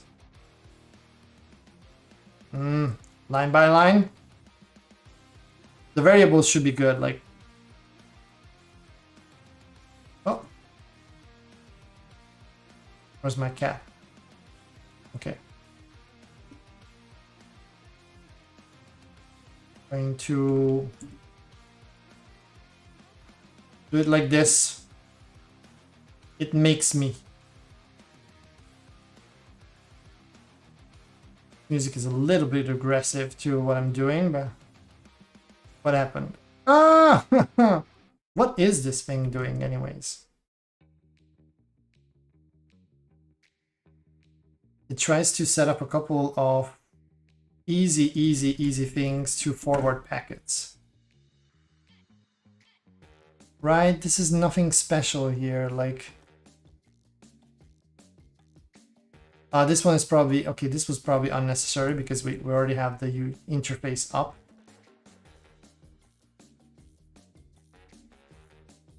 Anyways. If I do this, okay. So far so good. Like, these are just variables, and I'm going to do this really now at this point line by line. A file already exists because it's there. Whatever. So this one sets up a forwarding rule.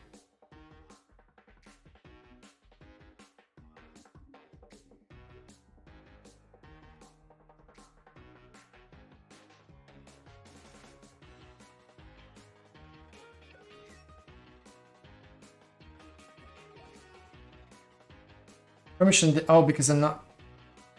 What happened? This threw me off from my shell.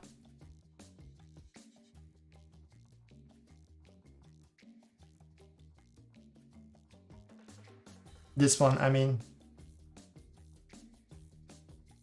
Okay, whatever. We don't need those because we have the interfaces up anyways.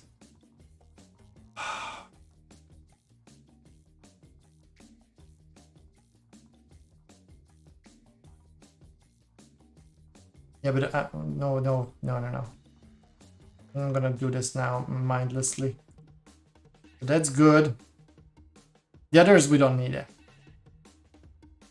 This is all just mostly garbage. I just need the pre-routing, and this is also very important to allow the forwarding.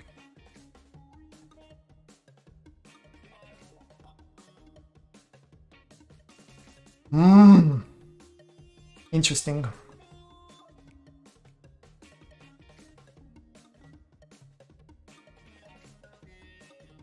Okay, this seems to be a bit flaky.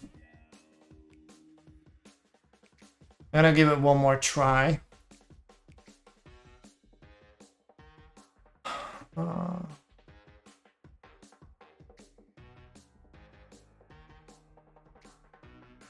So that one... Nope. What is my... What's in my table now?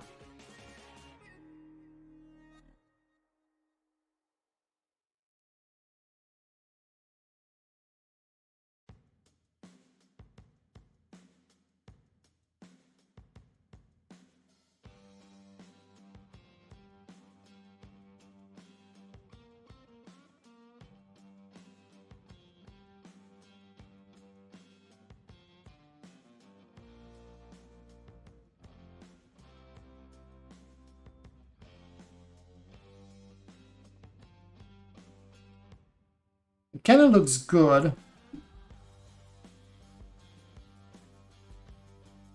We have all the interfaces here, and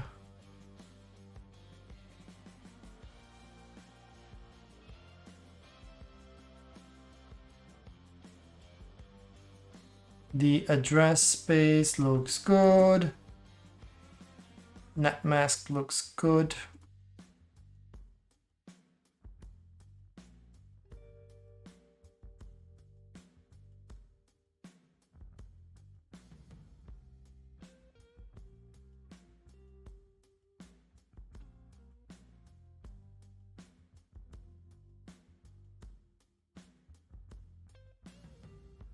Maybe I should bring the interface down. Sure.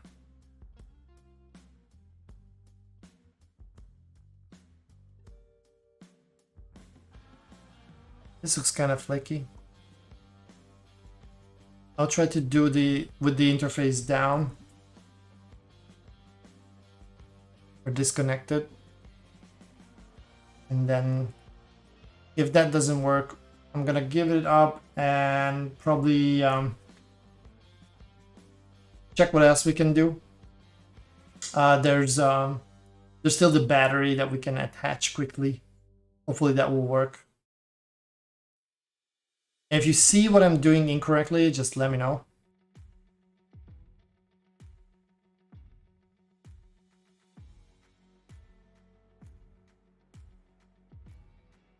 I think it might have been the fact that the interface was already up.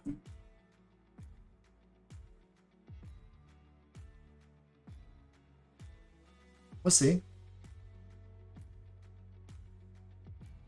That was it. That was it. Ah, this is so stupid. Okay, cool. So it was the fact that the interface was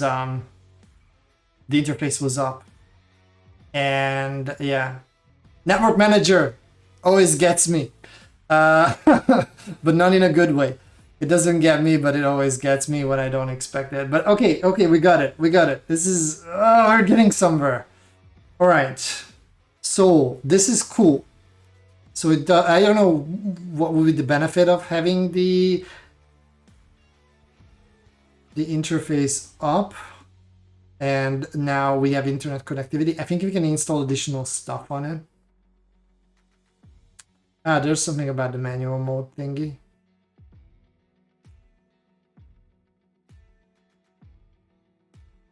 I don't get it. Why I would force it to go always to auto mode. But this is still now in manual mode, so behaving nicely. There's a web UI. I thought this is the web UI. Oh no, this is on port 80. This is port 8080. Oh, yeah, I think name resolution doesn't work. Let's go by IP. What's the... There's a password for this one. Change me. Very good. I'm gonna change it. Oh, wow. This was unexpected. Why would you... What's the point of this? Like, it's huge. It's huge. QMPP is... Thank you for the follow, and with you, I think we got our goal as well, so yay! So what are we looking at? This is gigantic, and it's just... So guess what? I don't need to share the other camera now, because this is exactly what you have there, just much nicer compared to this thing. And yeah, I think you really need the real-time clock for this one. Oh wait, but there's a menu bar here. Inbox. XVS921, thank you for the follow. We're just about to wrap up the stream, by the way, but I really appreciate that you guys are hitting that follow button. We're gonna have the video on demand after the stream, so you can look it back. We're messing around with the Pwnagotchi, trying to explore it and figure out what this interface is for. We managed to get the e-ink shield working rather. Oh, plugins, look at that. We'll check that one. So that one works. It's connected, and we have also the web interfaces now, and it has internet access. At least it had. Yeah, it still has. I wonder if does it do resolution as well, like google.com. Okay, there's no. What's in resolve.conf? Yeah, obviously there's garbage there. Let's try it like this. Ah. Oh, you're killing me, Smalls. Ah. Sudo. Permissions. Now it does resolution as well. So Marine Vague, this is such a cool thing. Never heard of it before. Now definitely going to build it. Yeah, and so these ones are not expensive. They're all like a couple bucks, really. I can't remember. Well, a Raspberry Pi Zero, peanuts. We haven't tried it with the version 2. So yeah, caution. You should probably experiment with, but you probably have some lying around. And then if you can get UPS Lite, please send me a whisper and tell me where you got it, because I am not able to get a hold on to that. So instead we use these ones. These are the Pi Sugars, and we managed to get up and running the Pi Sniffer one. And we'll see. I want to try this one because it doesn't have. I know that, and this is explicitly the reason why I wanted to have the UPS Lite, because I read on the Pwnagotchi site that that's the one that has the battery level displayed here. And there should be something for the Pi Sugar as well. So I do want to try that one, if I may. Now I'm going way over time with the stream, but now I'm just really want to keep it going and see what we can get out of this one. So this is a weird interface, but you can enable things like the plugins, and this is the thing that I was mentioning here. So check it out. There's the UPS Lite one. So if you have the UPS Lite as a power source, then you just enable this plugin, and I think it works. Let's do Pwnagotchi Pi Sugar plugin or something like that, because I do remember seeing this. Pi Sugar 2, actually, yeah, Pi Sugar 2. Okay, there's one. I'm not sure. This looks good. Okay, what's the Pi Sugar Power Manager thingy? Let's try it at the very top. Okay, this looks easy enough. I'm going to install this and then attach the battery, I guess. Just going to do it as root. I have no idea. It's doing something.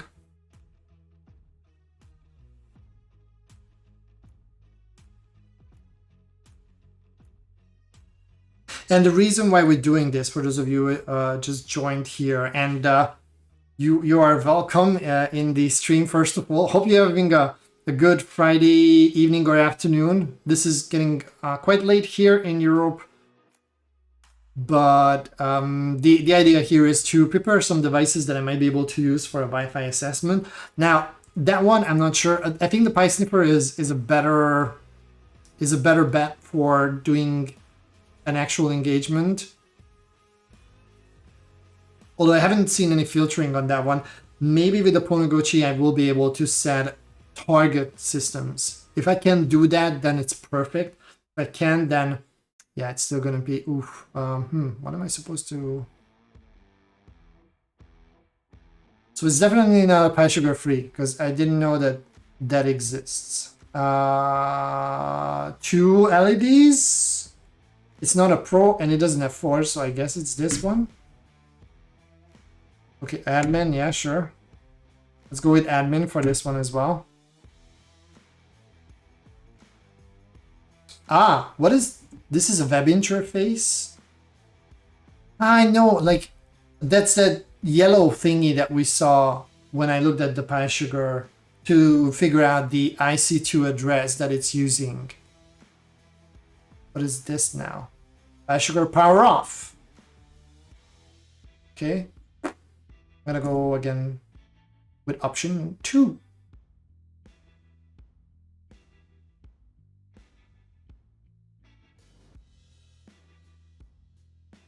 That would be pretty dope if we could have the battery indication there. So, and now this was just for the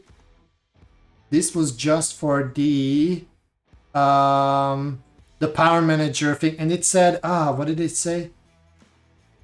It's on this port, 8421.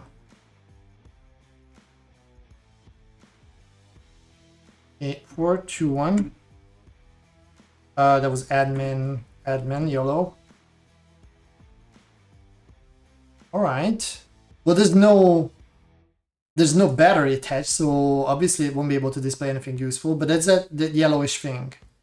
And I think this one we could install also on the Pi Sniffer, which we're not going to do because I'm going way over time with the stream now, but cool. But this is not the plugin. This is still not the plugin thingy. How do I plug in thingy? How do I install plugins on this thing? Let's try to figure that one out. Is there anything like plugin? Plugins. These are all the plugins. There are community plugins. Is there Pi sugar? Well, we already. Not sugar. We already know that it's this one, so maybe I should just follow these steps afterwards. Plugins in the browser, we saw that one. Oh, there's a plugins command even. I guess the Pwnagotchi, I'm not sure if you need the Pwnagotchi thing there. So plugins update. Then I guess it's the full command. Go plugins update. I don't know. You folks remember that? Go gadget. I think it was cool. I'm old. I do remember it. Cool. What did I do? Yeah, this was okay. Found one new file. Look at this.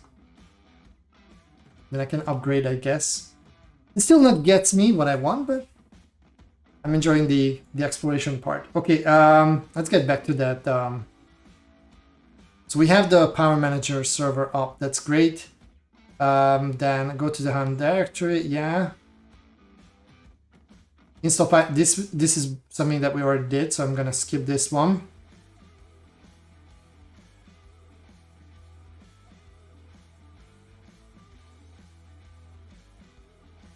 Getting this stuff, and then what?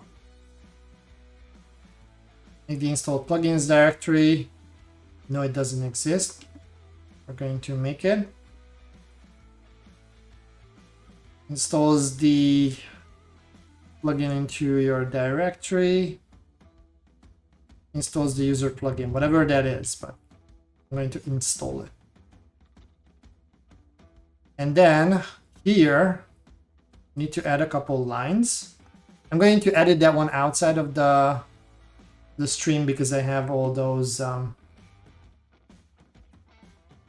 excluded Wi-Fi networks that it's totally ignoring. So I'm just opening up this file and dropping it to the very end of it, I guess. That's it. Okay, okay, and there's the web interface mentioned here. I tell you what, I'm gonna gracefully shut this one down. We're going to attach. Oh, I need to get off the. I need to get off the e-ink to do that. But now I do want to see it. I'm going to do it. We're going to struggle with the e-ink screen, get it up and get it back in. But I do want to see the battery indication. So we're gonna give it one try and that's it. Then we're going to wrap up the stream and that's it. Okay, shutting down. Let's see. Oh, we're almost there. If you can get that one running, I'm gonna sleep very well today. Looks good. So I'm going to remove the USB, which stuck, but it's cool. Let's get the pie sugar real quick. I had a screwdriver somewhere. Let me wear it now.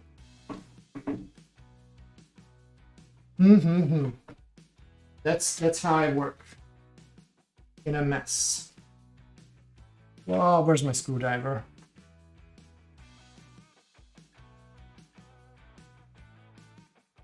Yep, found it.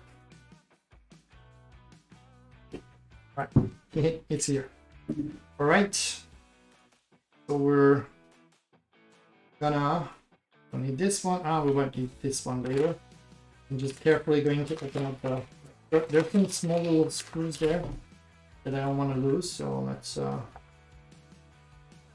leverage the fact that we have this nice box here. And for those of you who haven't seen it at the beginning, PyShooter comes with this nice instructor manual to build a case. Apparently that's what it means after Onion Googled it for me. Thank you very much again. And then the instructions how to assemble it like in IKEA. There's much less assembly required, so don't worry. Only 4 screws? No backup? Oh, there it is. The magnet is so strong. I think it just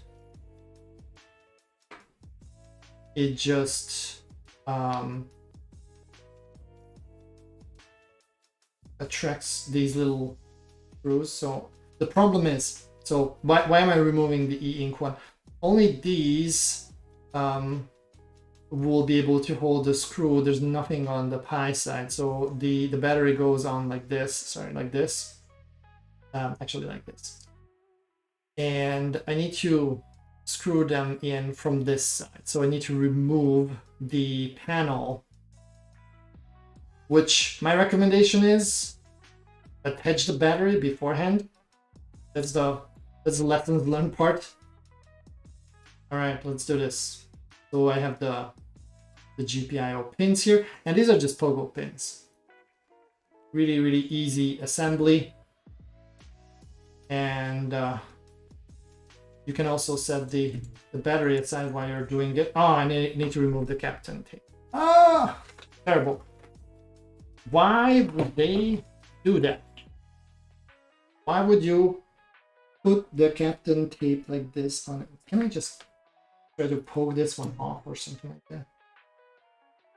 And try to find something that I can just easily poke it through and... Oh, this is so much faster. Where is it? Still here. Yeah. We'll speed things up compared to the way that I tried to pathetically get off the captain from these. All right, we're getting there. Years and routine. Years and routine. More like hours and routine, but you get what I'm saying. Okay. That's good. This is good. And then snap it on other way around, like this. Screw. Come on. We don't have all day.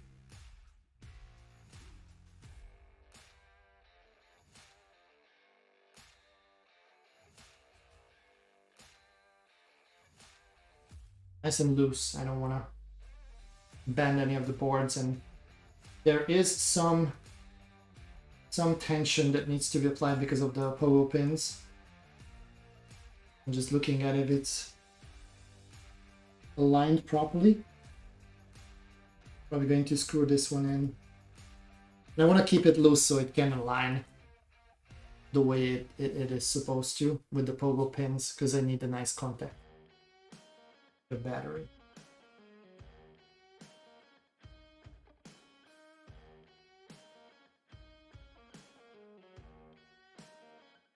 And I do like the fact that there's not soldering involved in this whole project. The other hardware projects that we're going to do are going to be a lot messier, because eventually I also plan to advance my knowledge a bit on fault injection. And yeah, we might need to get rid of a couple of capacitors and such while doing it. So we're going to do the desoldering madness, which is not my favorite. That's part of the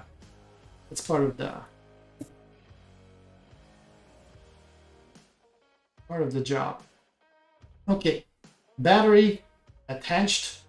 Let's check the contact. I think it looks good. What do you think? Should be good. Okay, battery done. Now for the fun part. So put the e-ink on the GPIO pins without breaking the e-ink. All right. Just gently pushing it in. And you cannot even push it all the way in, so it's not like it's gonna snap nice and easy, but there's only so much you can... there it is. Okay. Noise. I'm not even going to plug... well, I might plug this one into the data port, because I do want to get back and check out the interface. No. Before that, let's just fire it up like this, because I want to see the battery level. Okay. Flip. Battery on. Is it booting? Seems to be booting. Let's get a little bit closer. Can you see the LED? So it's booting up. And then we shall see. We shall see. Normally I think the battery level is somewhere over here. Let me just check on the website.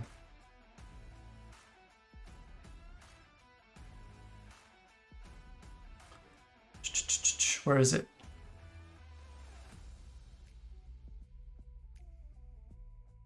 Installation. The e-ink was just blinking.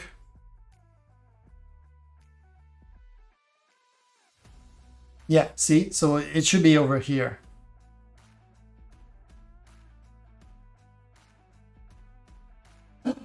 Folks, you're not gonna believe it.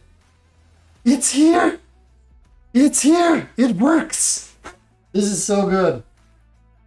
Haha! How do you like them? How do you like them better levels? This is cool. Wonder if I start charging it now. Where's the battery charger? If it's telling me that it's charging. I'm gonna use this one here. So now it's charging. Or should. At least the charging LED is... it does show it. Look at it. Look at it. Awesome. Awesome. This is super cool. This is super cool. Huh. Okay. Should we try to... I'm going to try it. Unplug. So not charging anymore. This should disappear now. And I think it takes some time, sorry, to see the battery level properly detected, but it looks good. Right, I'm going to, I wish there was an easy way to gracefully shut it down like in the Sniffer. That's just my only problem. In the meantime, let me try to find some music here. Alrighty, but we're approaching towards the end, so I probably just would like to see how it works with the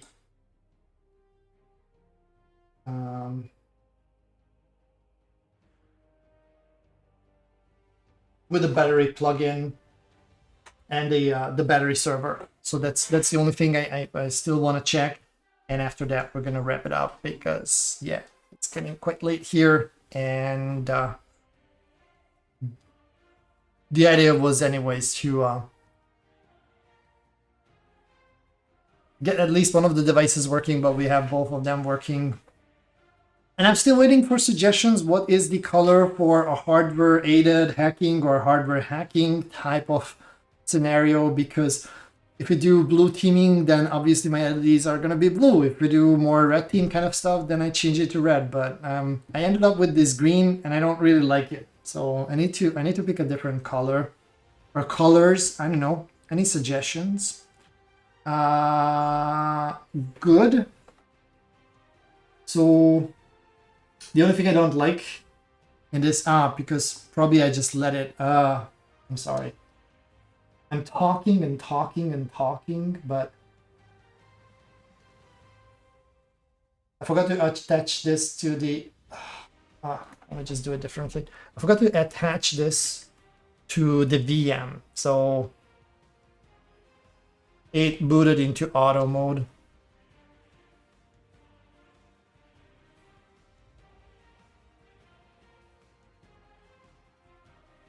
Okay. I need manual because I do want to access this interface over here. That's it. That's the last thing I want to check. Oh, we should probably also check the file that we got off from this device. What was the command? This is from the. Don't worry, it's just the CTF access key. This is the one that we did on Wednesday, the flaws one. That looks cool, which is already all violet. Yeah, I was thinking about more purple-ish, but then when we do like really purple team kind of things or mixing blue and red, you got purple and I'm not sure about that one. So we had this tool. Yeah, that's the one. Good. So we use this one to verify the capture.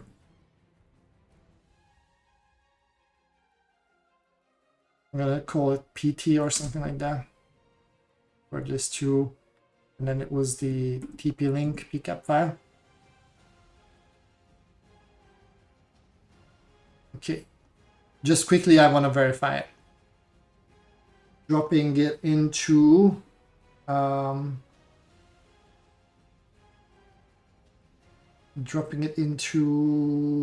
where is my folder with hashcat.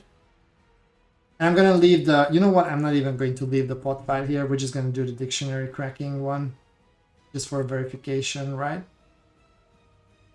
That should be enough.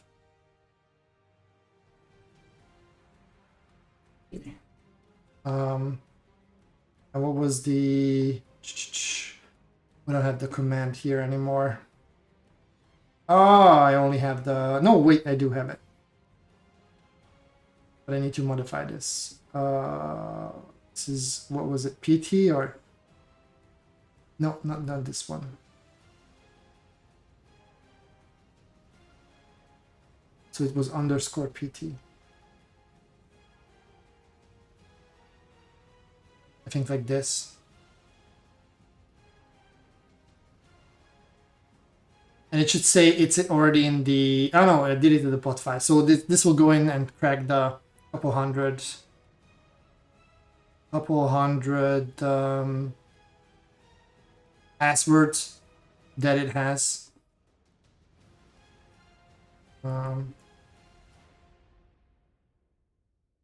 Oh, it's not what? It's disconnected and I need to run the...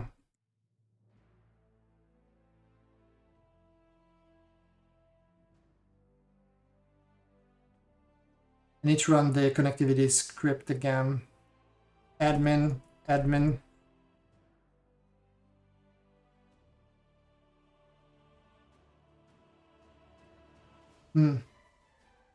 I think now I will have to turn on the battery to make this one work. Not sure. But we'll see. Okay, it worked as well. So this one's also doing a good job with collecting the hashes and whatnot. Golden Bee 1, 2, 3, 4, 5, 6. Thank you for the follow. How's it going? We're almost finishing up the stream, but you caught the very end. The coolest part where we cracked the hash of our access point. Yeah, this one I'm not sure how this is supposed to work properly, because if I have the manual mode enabled, right, then it's not gonna get the power from the battery, it gets it from the USB. So not sure I think this is really just the interface. We would probably not use it. I wonder if the plugin shows up here though. It does. Look, there's the PySugar one that we installed. That's cool. I'm just going to try to like enable one here just for the kick of it. This interface is still a mystery for me though. Like, what is this? Oh, now there's this Bluetooth. So a couple of things that you can check out through this one, but it looks kind of stupid. And there's the battery cap one. All right, I would say this is enough for today. I went way over time with an extra hour, so let's wrap up this. Let me see if my camera is still willing to get up, and I'm going to switch here. So I think we managed to achieve everything. I'm super happy. This thing works. The Pwnagotchi works. So I consider this is a great success.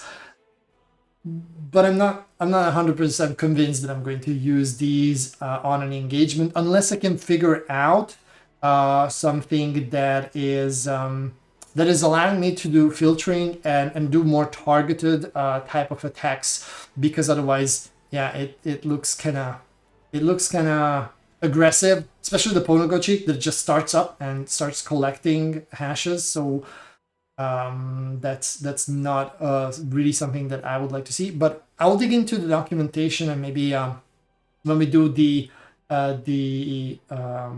stream that I planned for virus intrusion detection systems, 2 open source, 1 is out there, and we can try it.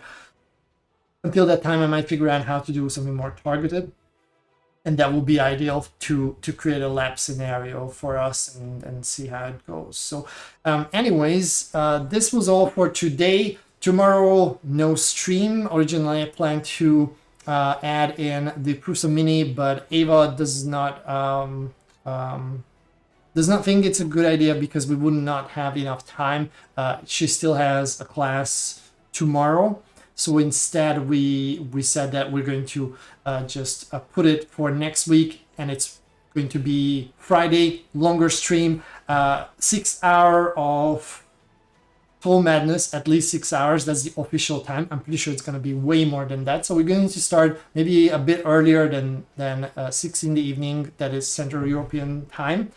Because I'm pretty sure it will be at least 8 hours if we take some breaks and such. So thank you for being here. Let me check if we can, if there's anyone interesting that we can raid. So stay tuned. Oh, I'm not able to do the raid thingy anymore. Why is it not? Oh, there it is. So if you have a suggestion who we should raid, then let me know. I see a couple good options here. Tech Cemetery is pretty interesting. Robbie Tech, kinda. I would say if you are not suggesting anyone to raid, then we can continue with Tech Cemetery. Anyway, that's probably more. It's better adapted for our topic of today. Tech Cemetery is a channel where they repair GPUs and such, so it's very hardware centric. So let me know if you have a better suggestion. If not, then I'm just going to set up the raid there.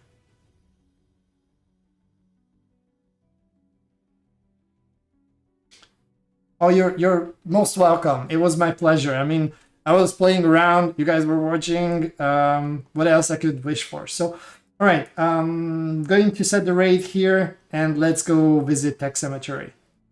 Thank you, and see you hopefully on Monday or maybe Sunday when we're going to have a Hungarian stream. Bye. Have a nice evening. Have a nice afternoon.